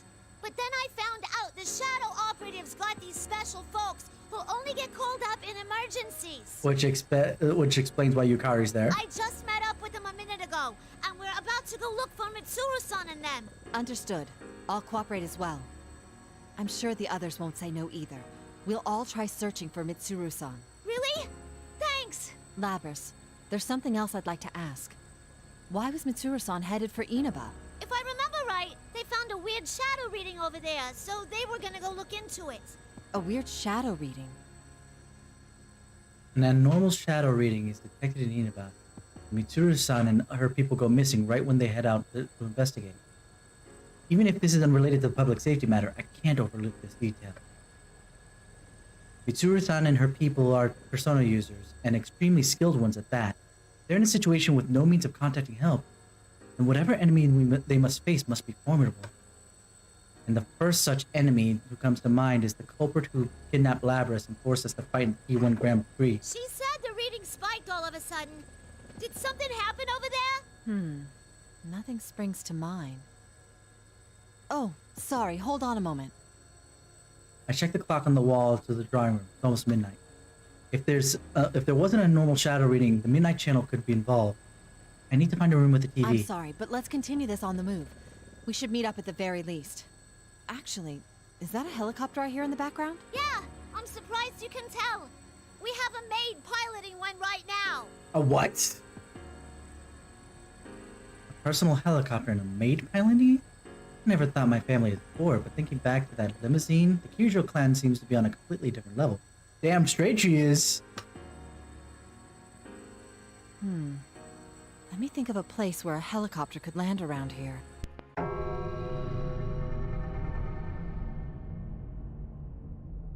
As I continue to talk while walking down the hallway, all the lights suddenly turn off.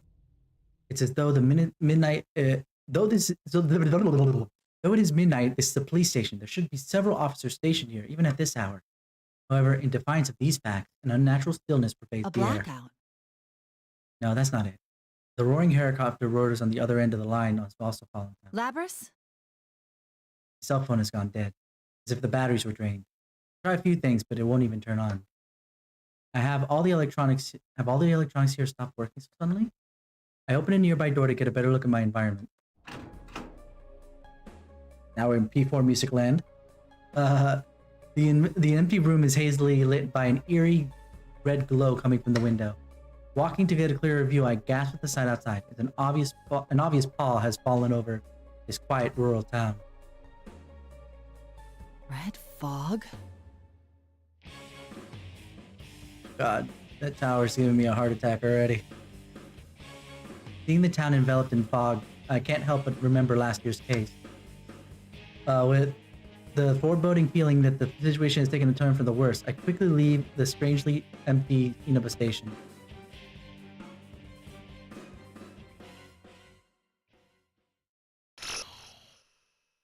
To be continued. Now we've cleared that, so we open up.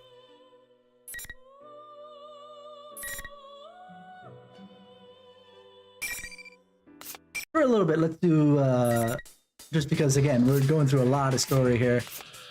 Let's just have some fun in, like, arcade mode with somebody, yeah?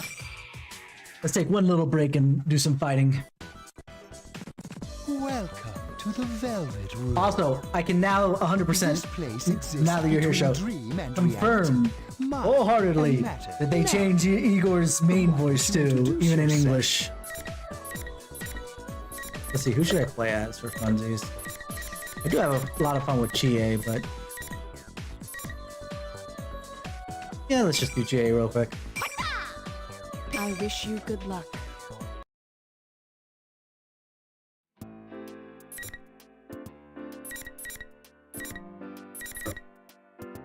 That was normal, just for funsies. Who's discarded womanhood, G.A. Satonaka! Why is a funky dragon with deadly legs next to that, by the way? You can't have two subtitles. That's not how that works. All right, let's go time go. Bye. What the? Things suddenly got red around me and became like the inside of the TV. Don't. I'm gonna skip because if this thing is might as well be the story mode.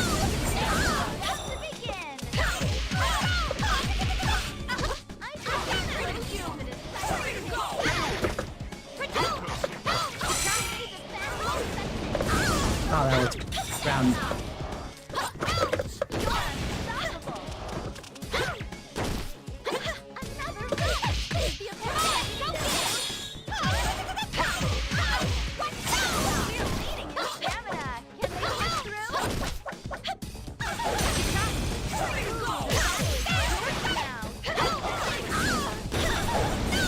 Why is she taking so little damage, by the way?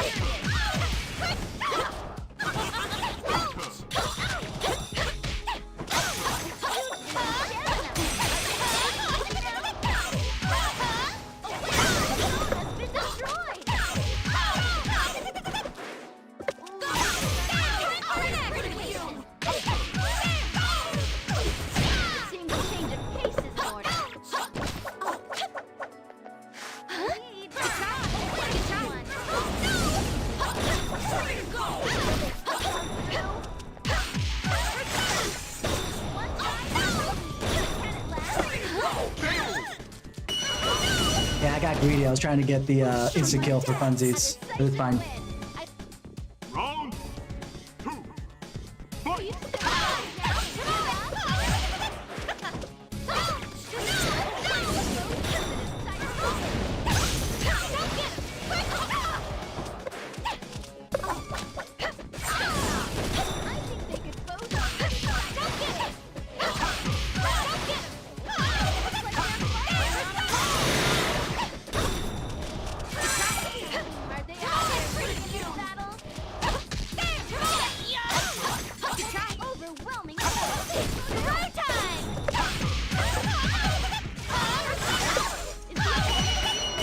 Much better.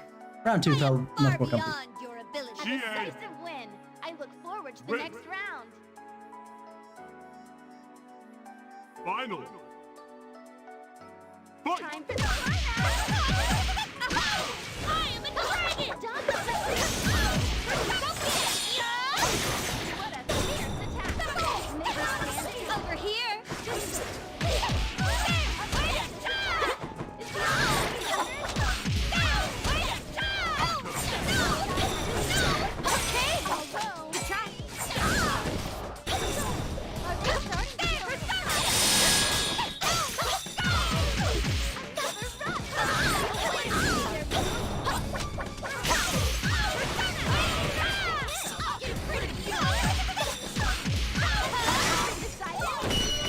Much better. All right, announcement over. Until next time. Yeah, we're gonna skip any of the cutscenes that happen to be here because they're probably gonna play out during this. Total reversal! Truly an amazing match! Sheesh, we just got the crisis the other day. I really hope the others are okay. E rank. Yeah, fair enough. Fair enough. I'm not great. Let's move on to Game 2! The Imperious Queen of Executions, Mitsuru Kirijo! Punishing evil from her lonely throne. Can you all feel the drama?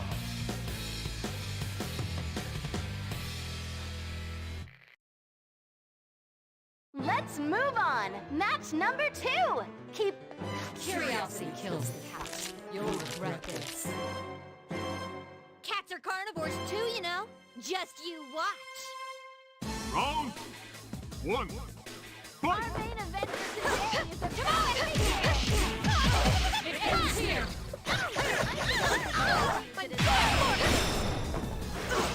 think I bursted too early there, but that's okay.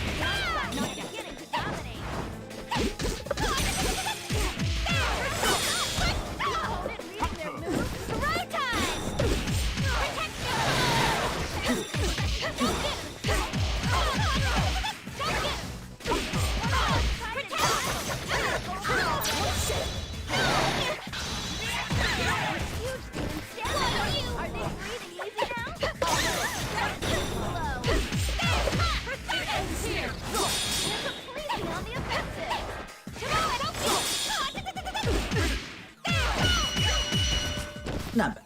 I am far beyond your ability. That didn't work out. Were they too impatient? Round 2. Fight!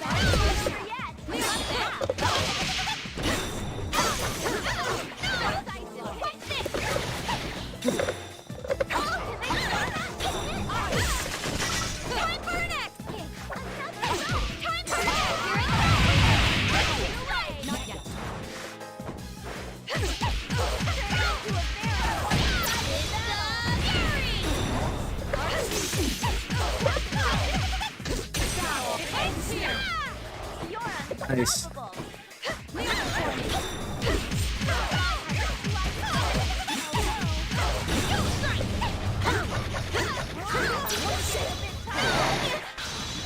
Too late now. I was trying to burst, but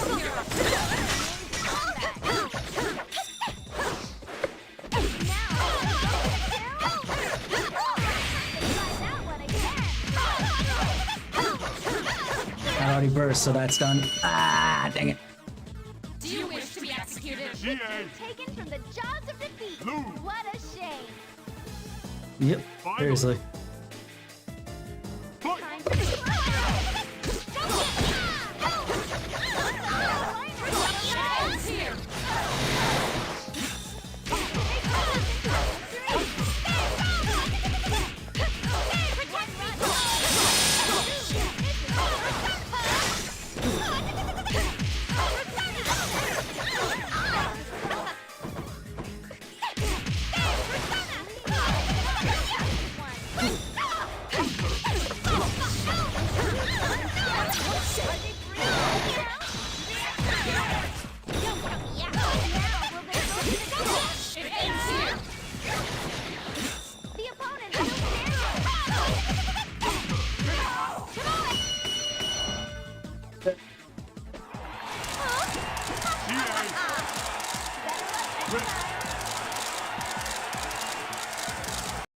A worthwhile victory!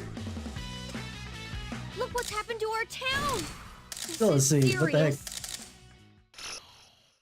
Actually, it's interesting. Those are both the main Bufu users, I believe, for each team. Mighty strikeout slugger Junpei Iori!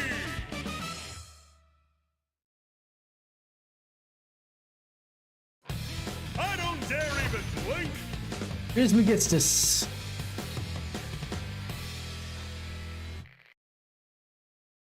Next is game 3. Let's get hyped. The heck is this? Phew! I made it here. Round 1. So this is the actual Junpei.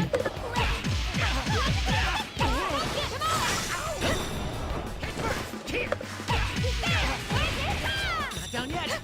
Come on.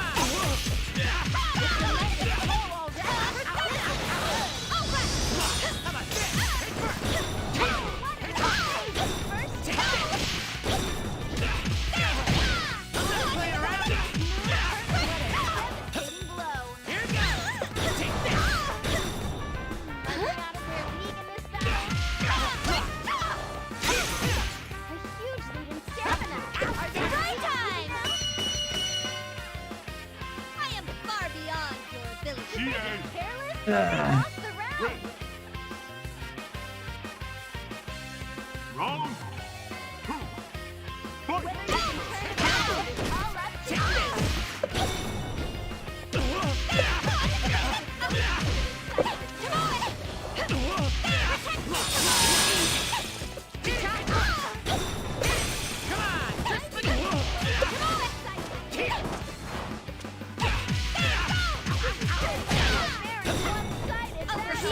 Oh, I got caught by that.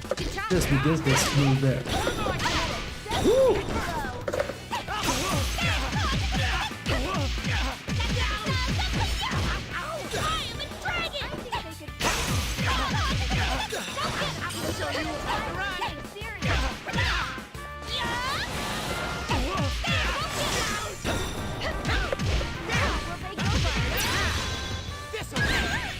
Ooh.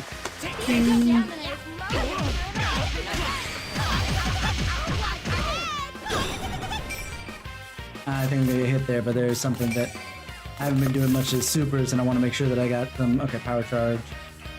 God's hand. Okay, I got you. Yeah, I felt like I was gonna get hit there. Wow, with that edgy there. Between the two was razor thin. It's fine. If I didn't pause, I probably could have.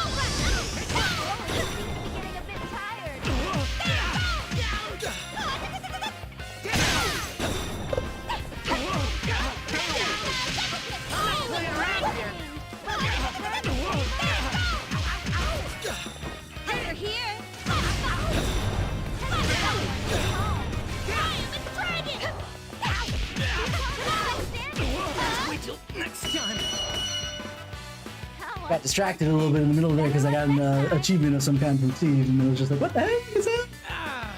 Damn. I guess we're skipping a story-ish. That guy really kept swinging and missing. Wait, this isn't the time for that. It's been a long time since I've actually done fighting games. This is really throwing me off.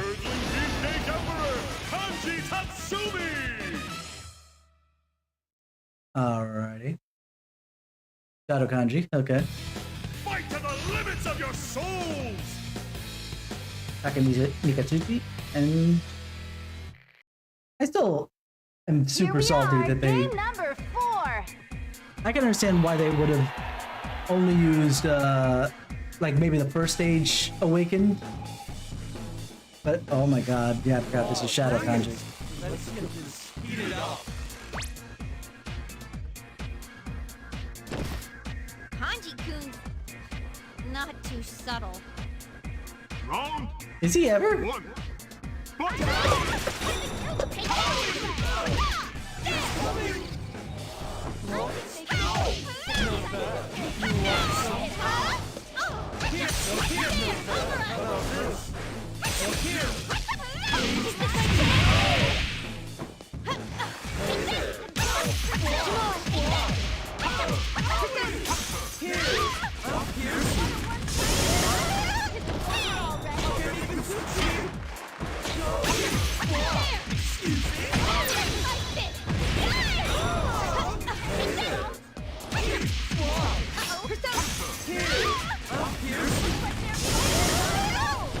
God, his grabs are like really damaging.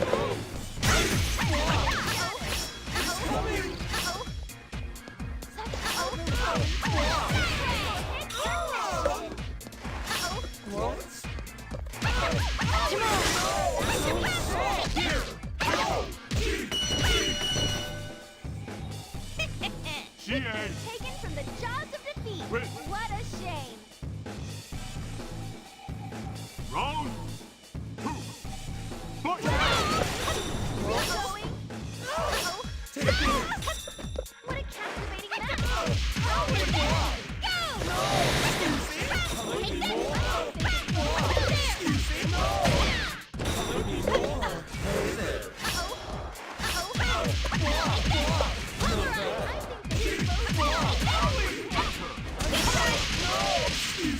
Got the counter that time. Another run.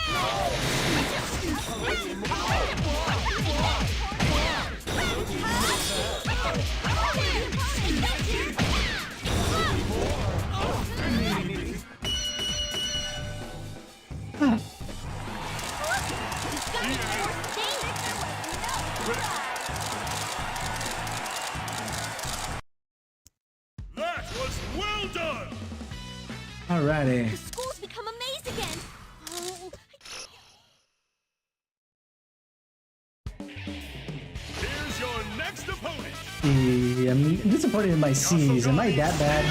Oh, Shadow Labris.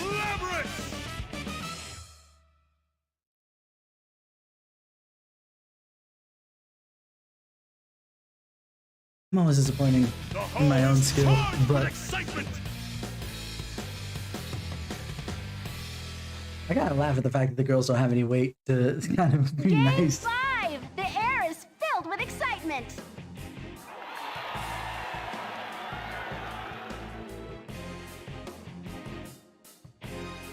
Release leaders. Switch it about. I will destroy you. Huh? This isn't her shadow? Round 1. Let's see.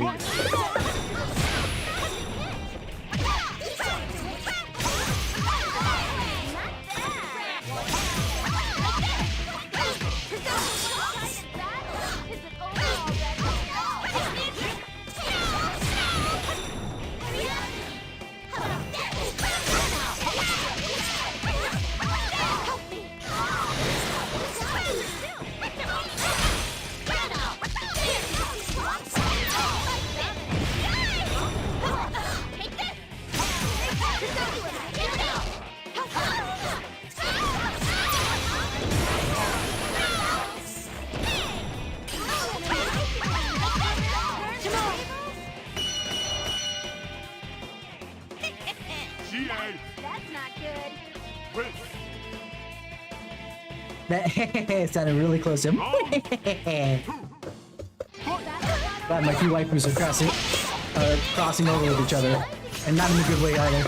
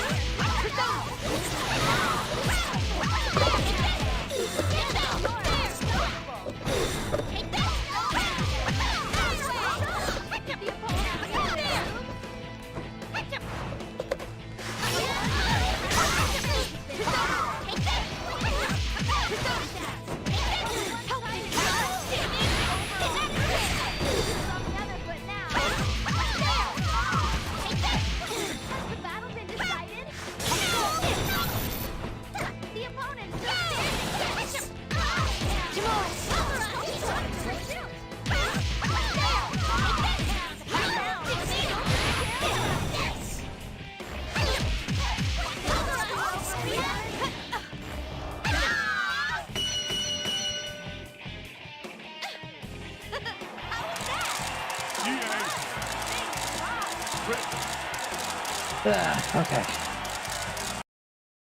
Is anyone surprised by the results?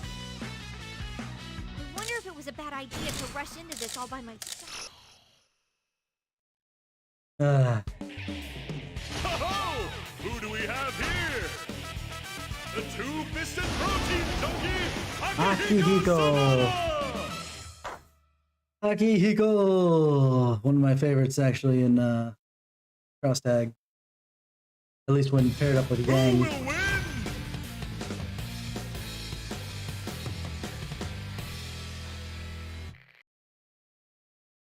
Game 6! Our fearsome contestants are about to E3. bare their fangs!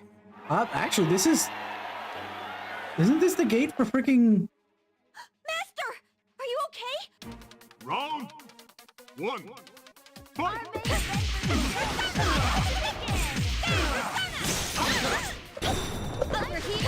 Isn't this the freaking gate for Tartarus in the background? What the...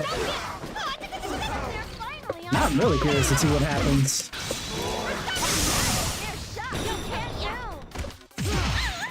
I still got... can't do a lot of movement. And Freeze doesn't have as much of freaking shock as far as movement's concerned.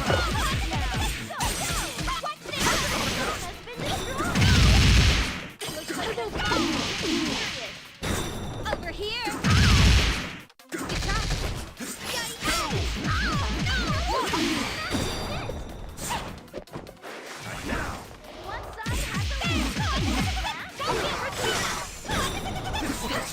Both sides Over there here!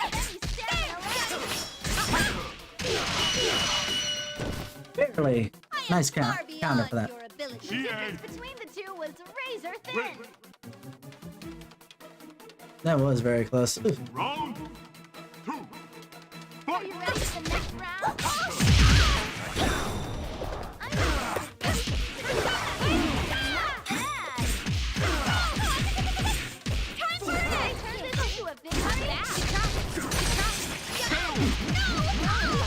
Wow, okay. He stopped his onslaught for just the split second that I did my counter. That was interesting.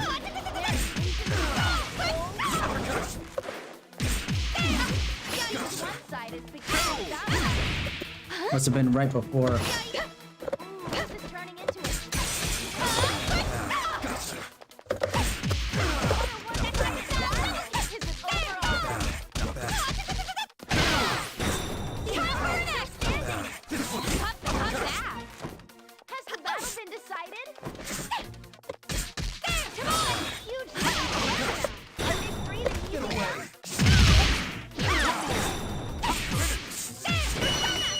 What was that one more there? All right, it's over. That was interesting.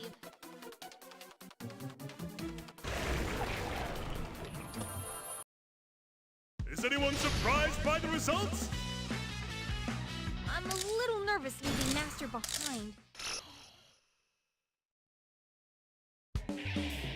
Ho-ho! Who do we have here? Alrighty. Who's discarded womanhood? CA So she's facing her own shadow again. defeat What is it, the third time? standing in your way.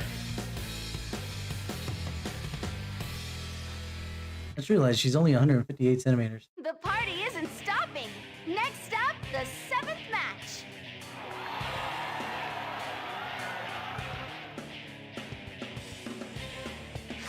Someone else's boss is so easy. I've never thought that. Round one. I'm looking forward to a great match.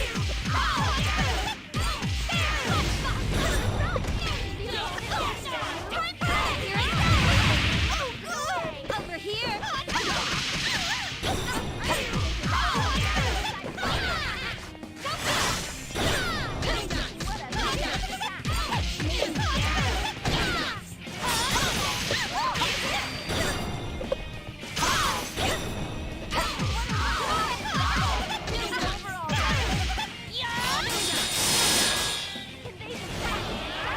That's interesting. That actually went through a counter.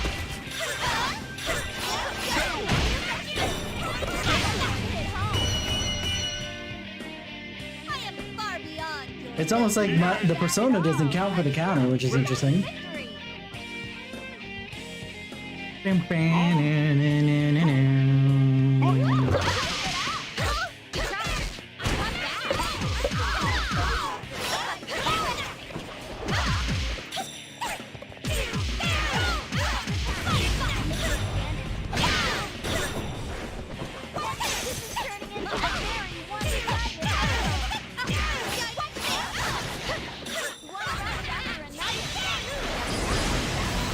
Like an Astra.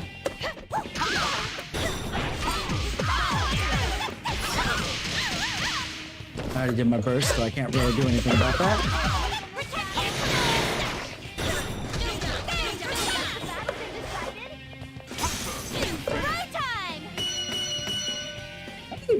Fight till I finish with a throw.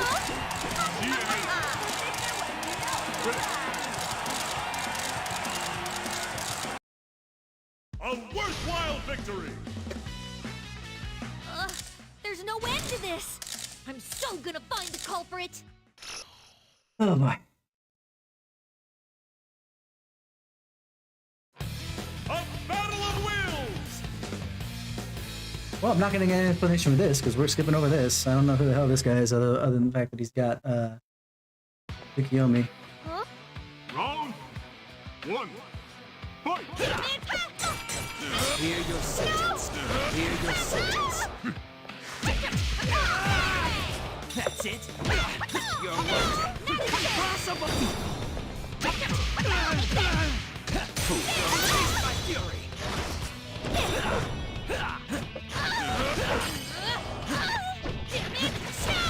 This might get actually a little tighter.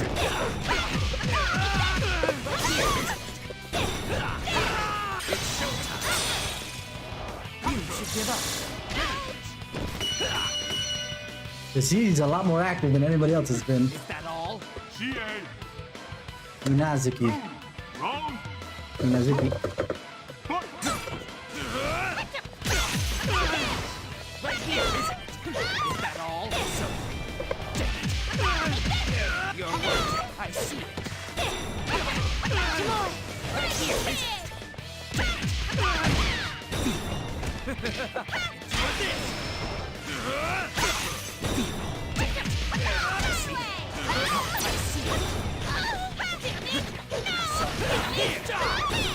I already bursted, that's why. I'm putting here, like, why didn't burst happen?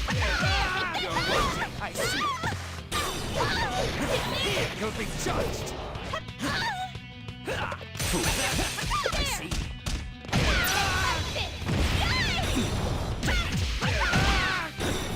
Right here. I see. I got greedy. Right at the end. Weak, just as I assumed. Yeah, well. I've been had. One more time. I can't lose here. Why is it showing me back here? This place exists between... I wish you good luck. Strange. They would send me back here. Today's clash is nearly underway. Because the arcade mode, well, it seems like a simple version of story to begin with. So. Huh? Wrong. Okay. One. Fight.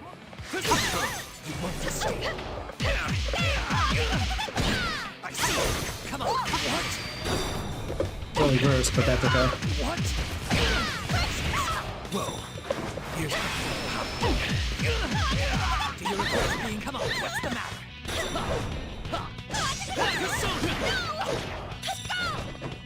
Taste this. Grab, of course. Over here. You're an eyesore. Do you regret being so? Come on. What's the matter? Go. Writhe in pain. I feel like he's not as stun locked as the others get. Between some of the stuff that I'm hitting him with. He's very clearly he's the boss man, so they're this is the one thing I hate about fighting games overall is that it's like, okay, until the end it's super easy, but it's like it should be a more progressive difficulty.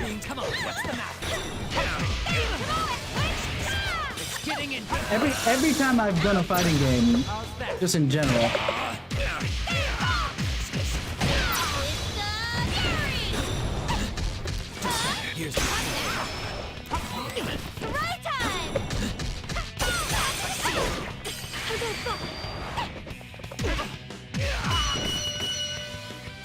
Because it's always been that way, that the final boss is always just markedly harder than the rest of the fights, and it shouldn't be that way. It should be a progressive thing. Like, the first fight is relatively easy, and then it just gets more difficult, but no one has been all that difficult.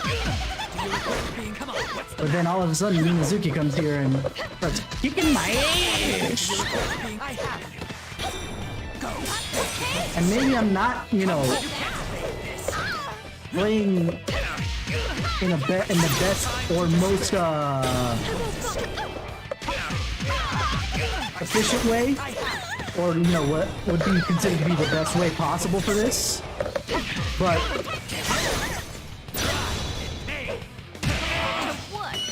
the problem is I can't improve for this guy except for facing him over and over and over again, because you haven't challenged me up until this point. So it's not a good ramping. And most fighting games have this issue. To the Velvet Not all fighting games, to be fair, but most of them. This place exists between dream and reality. Very well. At least I took one round, so I'm improving still. So it's not terrible. Today's clash is nearly underway.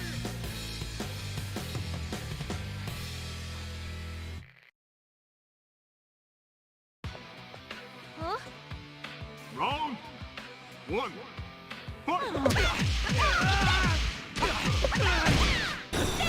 Right here, is it? Dragon King! Impossible! I missed him. Impossible! On your knees. Right here. Impossible! Impossible! Come at me. Receive your judgment. Here. Hear your sentence. Impossible! Do this. Right here, isn't it? Here! Here! You'll be judged! Right there. Got him in the first round. Nice.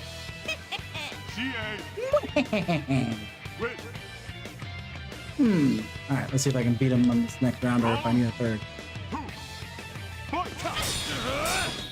You're doomed. That was last. Right here, is it? I see.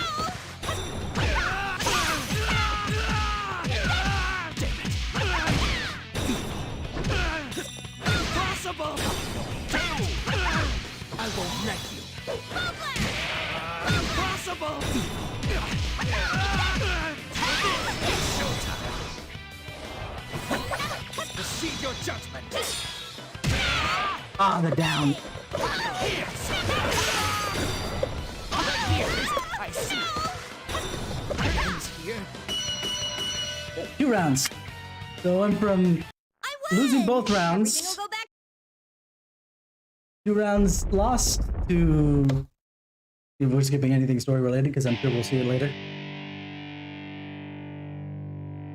Nice. Okay.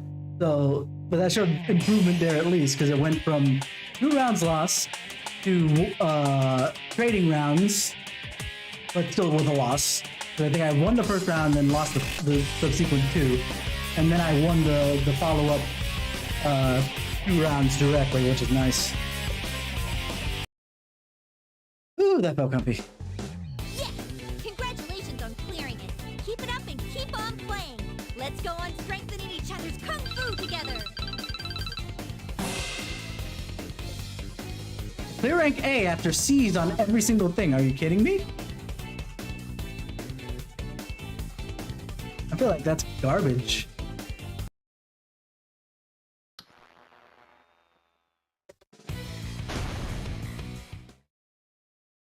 I feel like that's absolute garbage. I shouldn't deserve an A after freaking... Let's do one more. Who else should I play as for funsies? And then we'll quit for tonight just because I want to try and get an early night. I want something quick, easy, and palate cleansing before we got to anything else. This place exists between dream and reality. Who else should I play as? And matter. Now, why don't you introduce yourself? One of my favorite remixes of freaking Song for Everyone's Souls.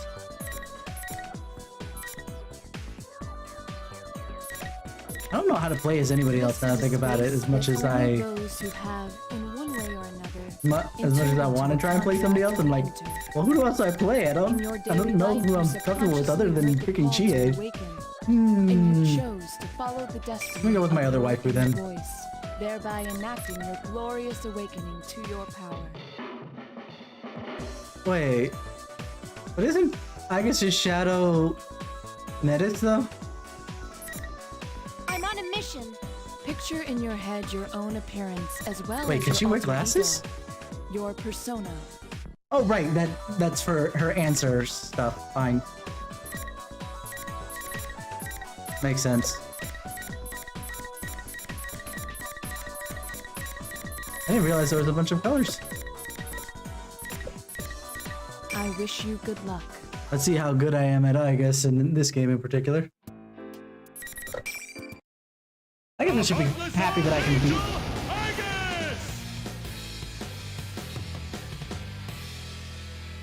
That's insulting. Heartless? Screw you. The hell? Damn it, this sucks. Round 1. Fight! Now! Machine gun!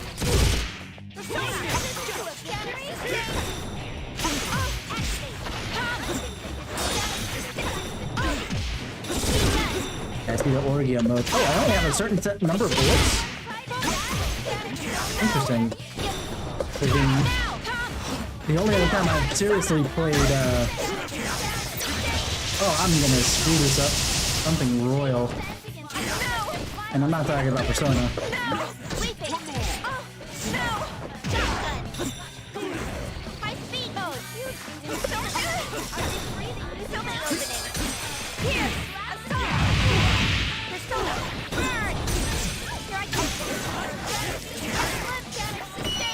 Because I have no idea what I'm doing with Igus in this mode. Jesus.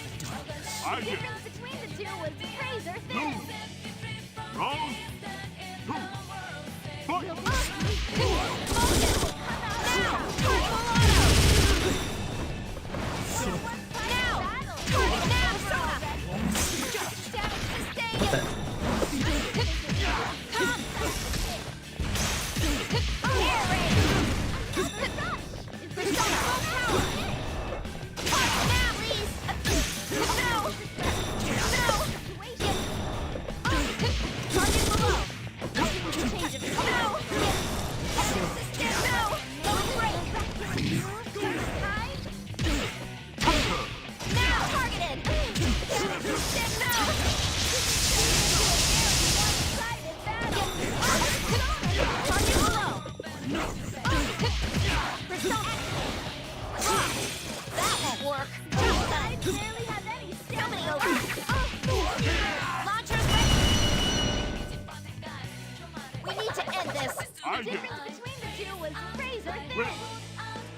Yeah, just not confident in my Igus at all.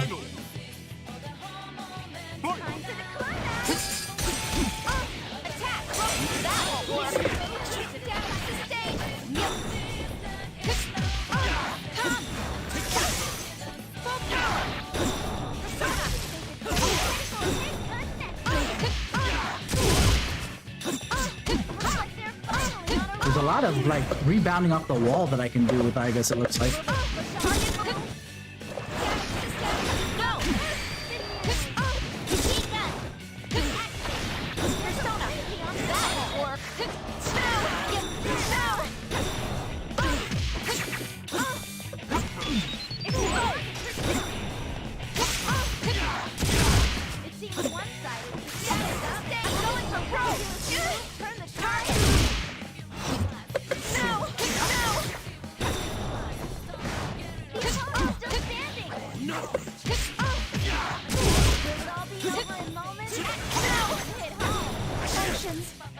Yeah, I was waiting for something to stop like midair because he recovered from his knockdown. Serious damages. Rebooting. Ugh, that was terrible. Mostly because I don't. There's a lot of ricocheting that you do with her from what I can feel. To the Velvet Room. This place exists between dream and reality, mind and matter. Now, no for funsies, only because let's try somebody who I don't have a different feel for in like cross tag battle. You're choosing me? Picture in your head your own appearance as well as your alter ego. Why has she got an eye patch? What happened there?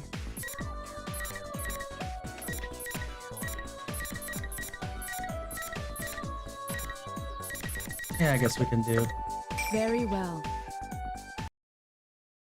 Marie. The antisocial poet of the Hollow Forest, Marie! The anti-social poet. Actually, you know, that's actually kind of accurate. You know what? That's fair. It's doing her dirty, but it's fair.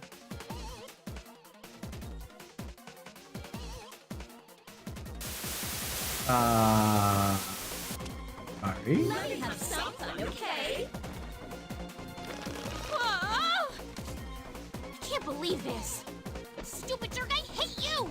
Round one. Fight! No!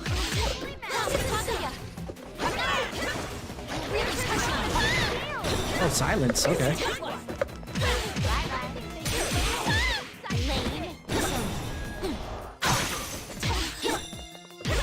Man, her moveset is weird. There's a lot of the bad stuff. I say that with Junpei being here with the freaking baseball mechanics. I'm gonna wait. I'm not gonna be pushed that direction. I see what's happening there. I'm not gonna take that. It's serious.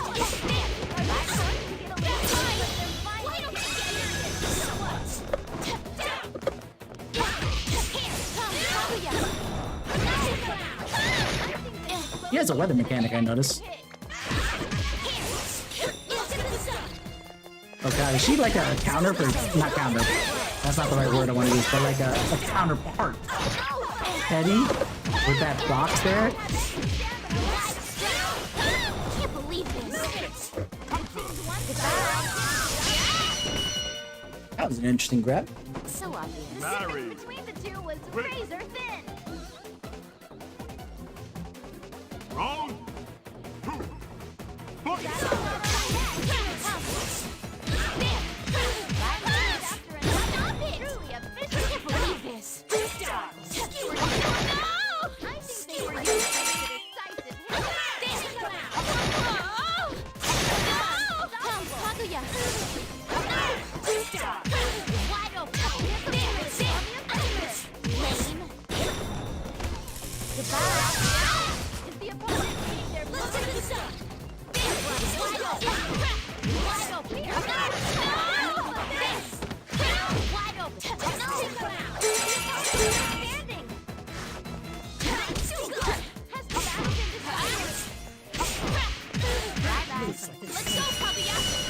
That was always a little bit more easy to deal with. Huh?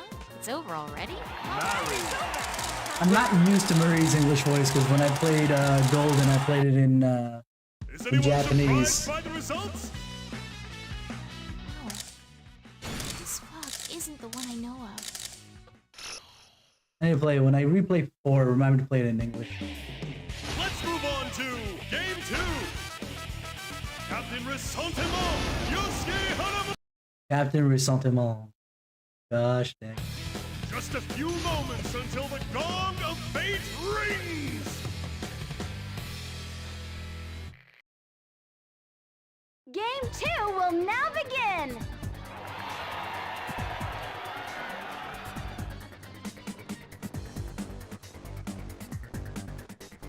Pain. Everything sucks. Everything's so boring. I'll destroy it all. Why are you fighting? I don't get it. Round. Baka 9. I'm looking forward to this match. Ready? Here goes. Here goes. It's really pushing one rush after another. Oh man, Yosuke might have been my other one that I remember. Now I see him jumping around. I remember using him a lot in Frostbag Battle too. This way?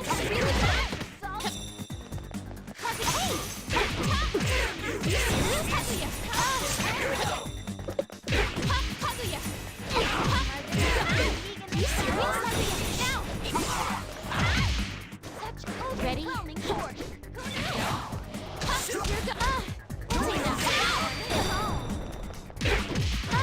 you serious? It seems one-sided. To finish the grabs, apparently. What is this? Married. That's not good. Win. What is in her bag? That was never a thing in P4G, from what I remember. Whoa, yeah, here goes. Ciao.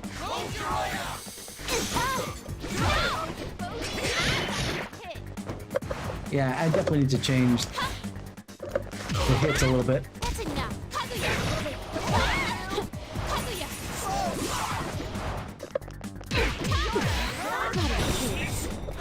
Are you serious? Why is it reading their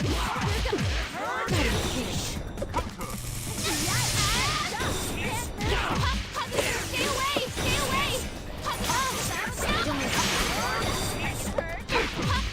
Hey!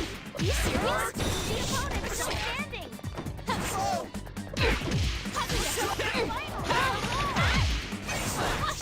You're really pushing me. It's useless. Overwhelming force.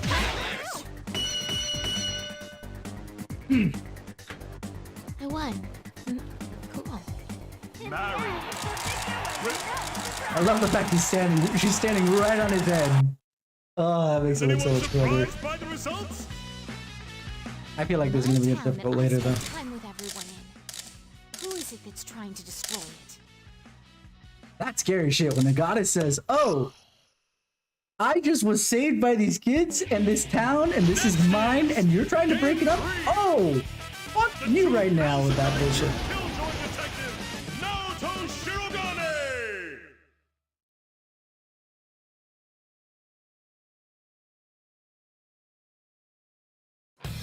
They're playing for keeps. It's really weird to me that they're Can you ride this the weights killer are not wave? there. The third Like, oh, match but the girls, they begins shouldn't. now. Their weight shouldn't be public knowledge. It's like doesn't matter really. But okay. How important? I'll eliminate you. Why are you fighting? I don't get it. Round one. I'm looking forward to the Ah, probably has a lot of the knockback that got the 5 bullets.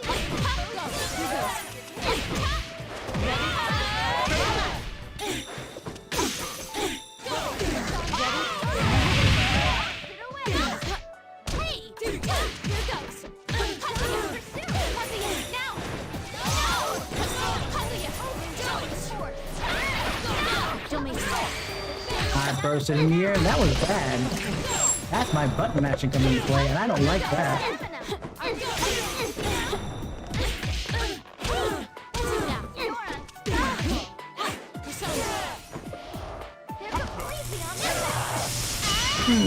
Okay, much better. Ciao. Marry. The round is over.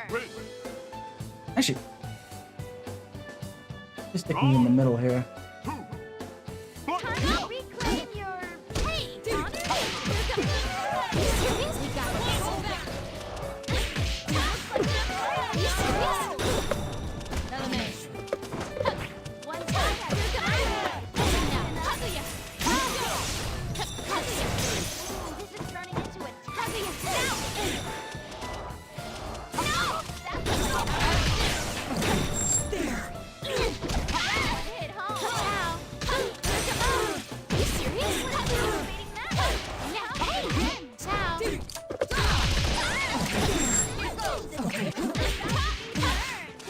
Kaguya. Still standing. No! Go. We got this. Decided.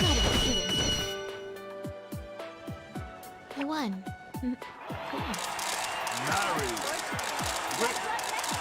Mari. Is anyone surprised by the Mari. results? Seriously though? I have won. That won't waver. That's because I'm... What was I? Oh, did she forget she's the goddess? That's not cool. At What happened? last, Who's up next? today's clash is nearly underway. Again? Oh no, right. The first time I faced you, Narukami, Shadow You was against This fight to the death has with, reached the fourth match. I guess. Things are heating. What lies ahead is death. Are you serious? I'm sick and tired of this. Round one. Gotta be kidding.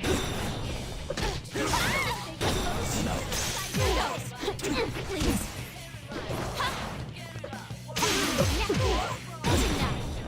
You wish. Don't make me.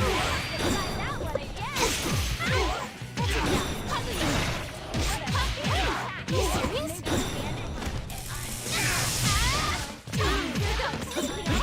I already bursted. I hated the burst, and I have it, but I already bursted, so.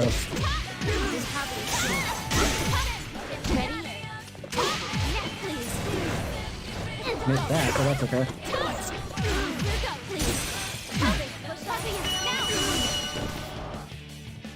Ready to give up? Marry. Workout. Wait. Were they too impatient? Mary. Round two.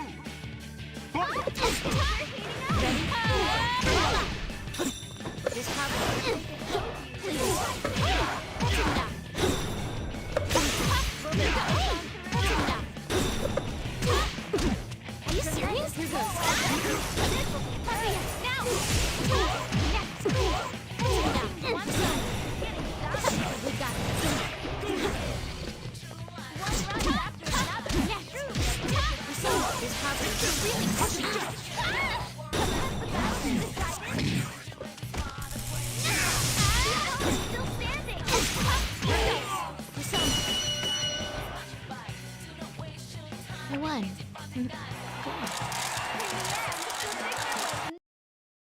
Is anyone surprised by the results? My heart is letting out a cry right now. I have to hurry and write this down. Hey, no looking stupid! I hate you, blockhead! It doesn't quite work out in English, I don't think, because it's supposed to be like non-stop, but... What do we have here? But I hate you, blockhead! Mighty strikeout slugger, Junpei. Now we're doing Shadow Junpei. Fight to the limits Have we fought of your anybody soul. directly yet? Or has it all been the shadows with Marie? I said this will probably be the last. Let's take a rest. Or maybe not. No time for a break. The 5th match is here. The hell? You wish you never faced me. I'm feeling up for this. Let's go. Round 1. Fight! Lame.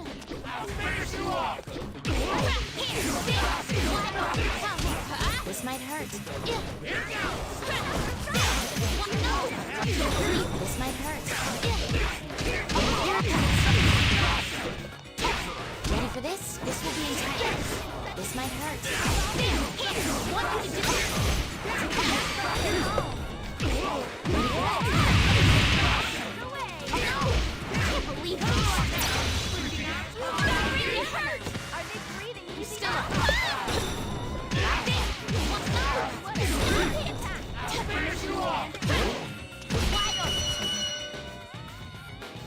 So obvious. A decisive win.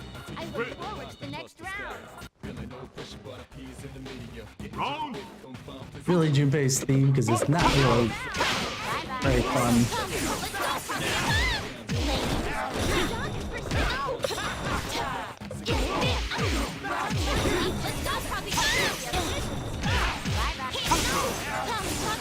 This might hurt.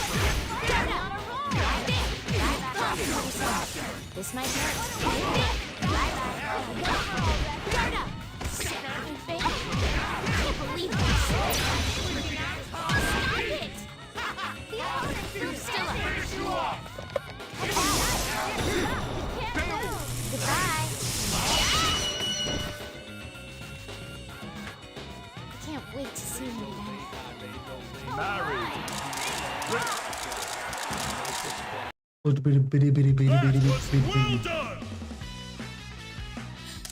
My heart is letting out a cry right now. Okay, so this is the same one. Alright, moving on. At last! That line kind of made more sense with a good view or shadow you.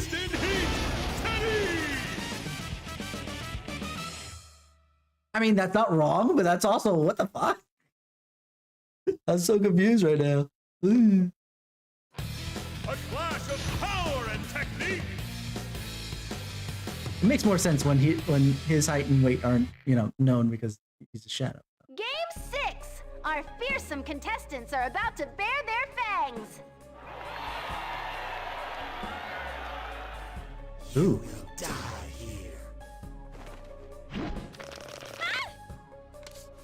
Are you serious? I'm sick and tired of this. Round 1. Fight! Shadows always start off with bursting. Like pretty early anyway. Is that like a mechanic that's beneficial to shadows?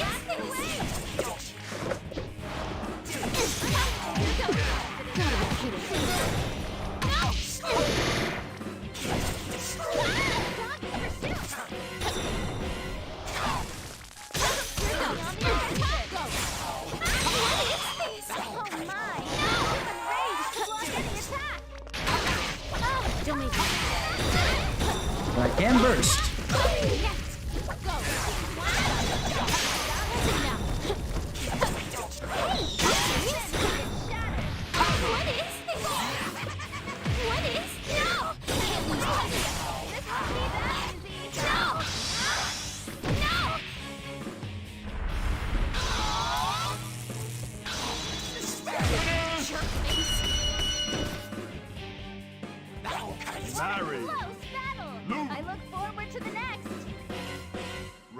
Okay.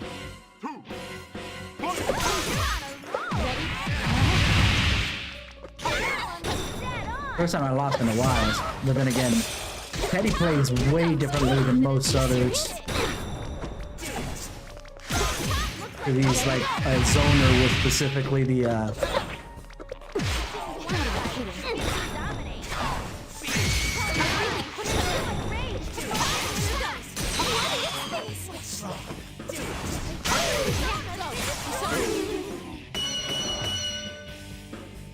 Ciao. Marry. You can come back in the next round.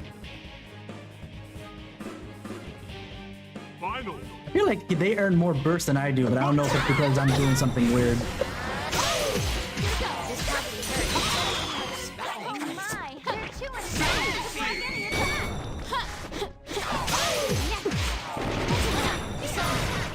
getting attacked. Are you serious? You sound very one-sided battle. Hey, really? Don't make me mad. Where will they go from here?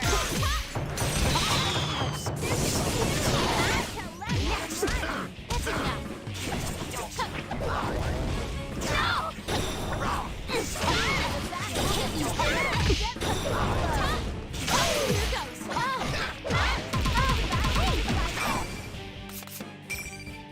Only because I have no idea what I'm doing, and okay, so this is water.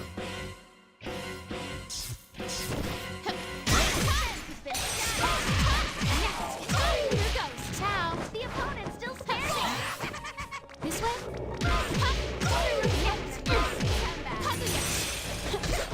Here goes.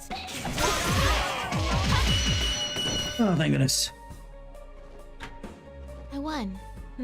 Cool. Marry. That was tighter. But if I know anything, that means the next fight versus the final boss is not going to be any fun. My town that I spent time with everyone in. Here's your next opponent. The Heartless Archangel Aegis! Again, why isn't it Metis? Or at least in coloring scheme. Feel the drama! Because Metis is supposed to be Agus' shadow in the answer as it is. Kinda confused as to why they don't go that route. Party isn't stopping. Next up, the 7th match. I erase your existence. Hey, I don't get it. Round 1. Fight!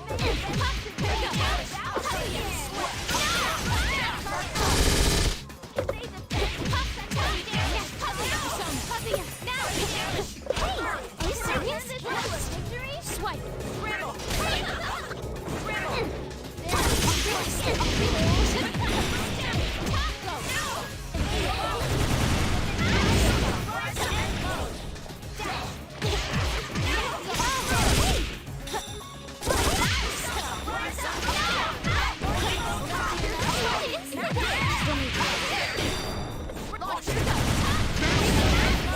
I had gotten too close there.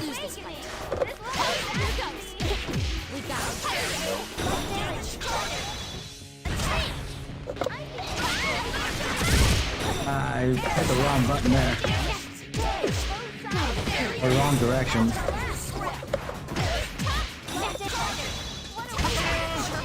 Ah, unlucky.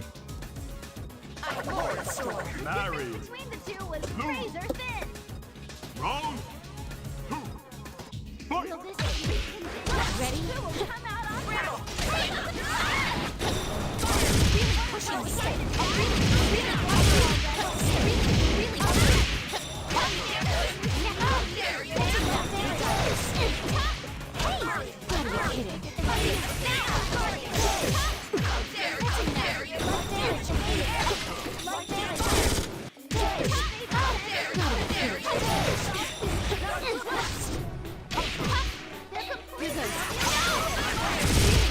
You got the space that you needed. Really pushing me. Really pushing. Please.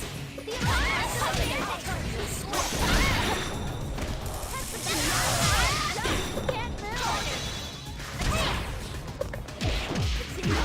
move.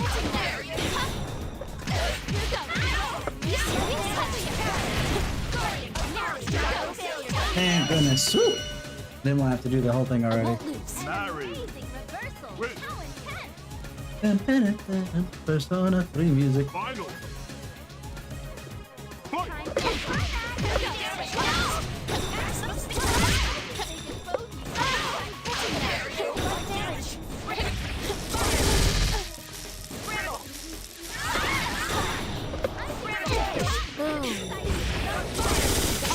Pushing me. Swipe.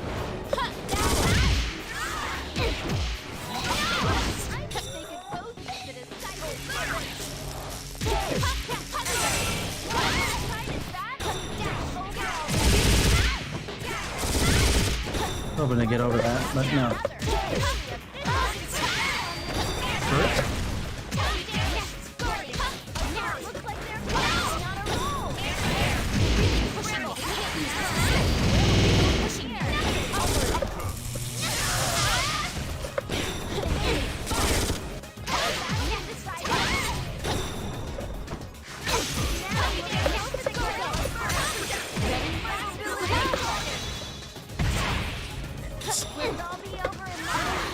I was trying to grab it at the end. It didn't work out.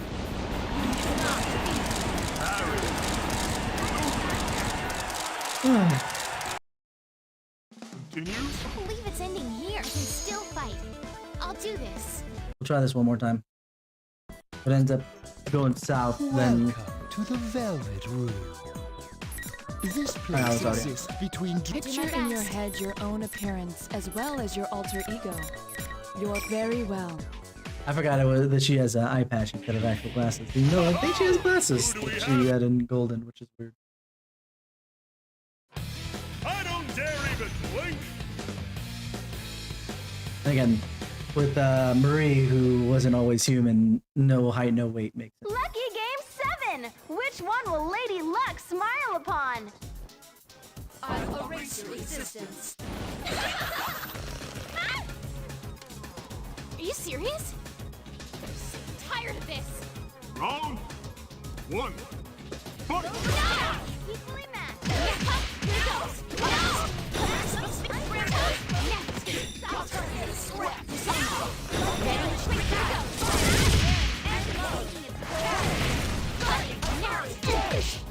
Ready? Hey! Really pushing me.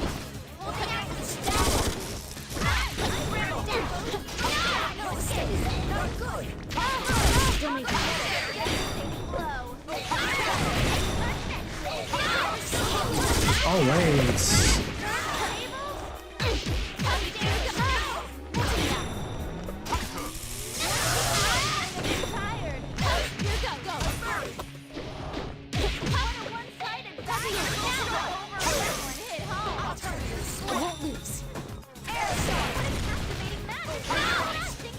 Oh, that was so close there. Careless? They lost the round. It's a shame. Round 2.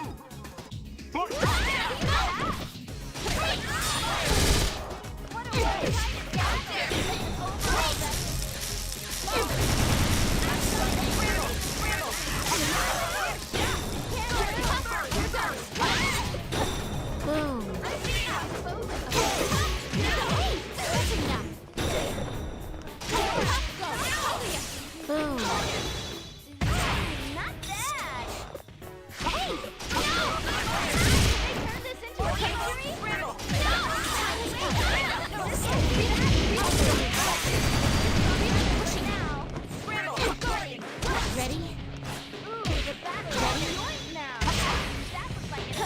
Yeah, I'm doing very poorly now.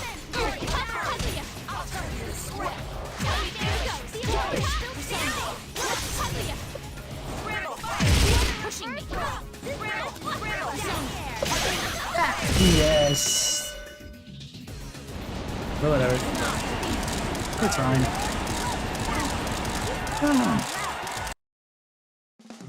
Lullaby, the silence can still fight. I'll do this. Welcome to the Velvet Room. I wish you good luck. Very disappointing. Your next opponent. Like my way of playing with Marie puts me at a disadvantage with a zoner like or what feels like a zoner like I guess. I think she's somewhere in the middle. She's definitely not rushed down. Game 7. Round 1. Fight! Like if you notice that my cheater was played rushdown, and technically that's how I'm playing my Marie to some degree, even if that's not technically her expertise.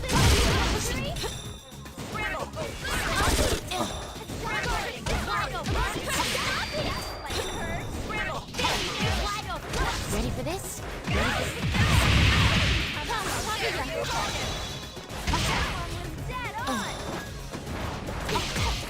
Ready for this? I want you to disappear.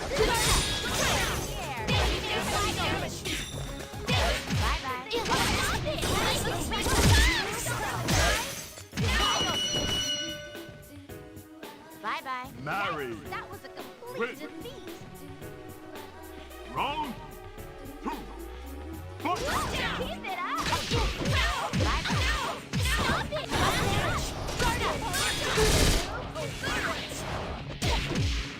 Guard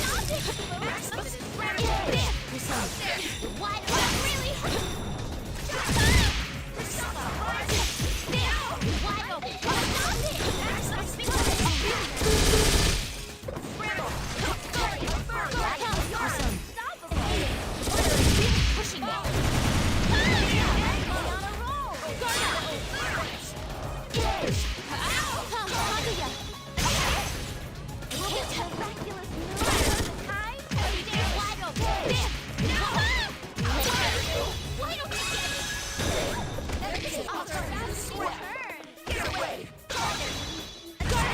Will it all be over in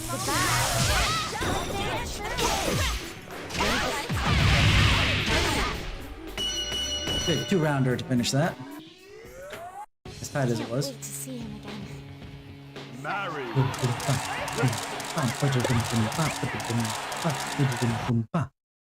A worthwhile victory. I have won. That won't waver. That's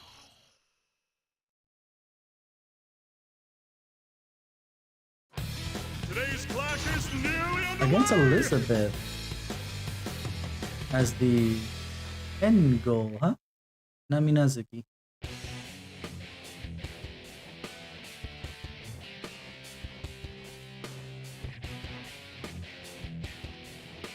Please don't hold anything back. Fight me as if you mean to kill. Why are you fighting? I don't get it. Round 1. Fight! Ready? It's time to be judged. The lever. Here is some electricity.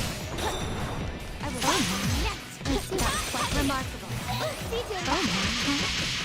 Warning. Yes. What? Oh no. It's time to be judged. The lever. No! Is something the matter? Pardon me. My summoning. Now up. Thanatos. No! You were ceased. Next. What? Impact. And draw. Let there be light. I will shut. Oh. I didn't expect that to follow up, but that's okay. Your fate is in the corn. Over the limit. Have a burning don't do what the good side. Your fate is in the corn. Pardon me. Here. Oh no. Impact. Now. Persona card. Quite electrifying. I anticipated. Pray forgive me. Pardon me. Some of those, I assume that are command grabs are driving me nuts, man. Round 2. Fight! My turn. Over here. Impressive.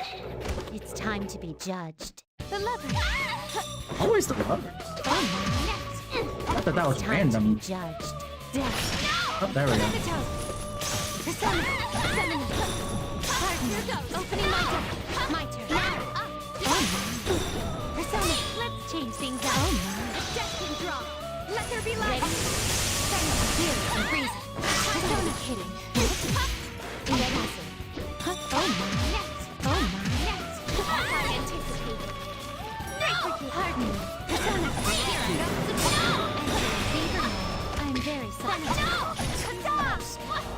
Opening my door. That was unexpected. I anticipated. Now, up. Man, that counter though. And I could tell that opening my deck with the spinning cards. I have confidence that I will be a difficult opponent.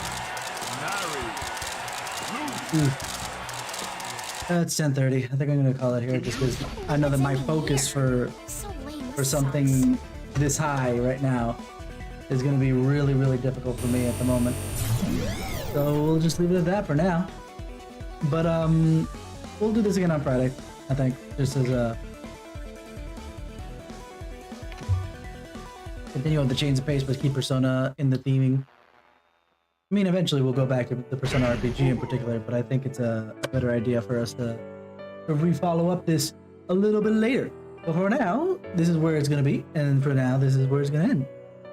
So you guys have a wonderful morning, afternoon, evening. You've been 10 out of 10 out of 10 with me. And I'll see you guys a little bit later, because I got some things I need to get done regardless. So we'll jump back into the story. Ooh, I got some moonies. Probably from the one clear I did. What do we spend though? I'll have to figure that out in a moment. But we'll see and we'll get back to you. So have a wonderful morning, afternoon, evening, wherever it is that you are. And I will see you guys come tomorrow for some Final Fantasy XIV rating. Have a wonderful one.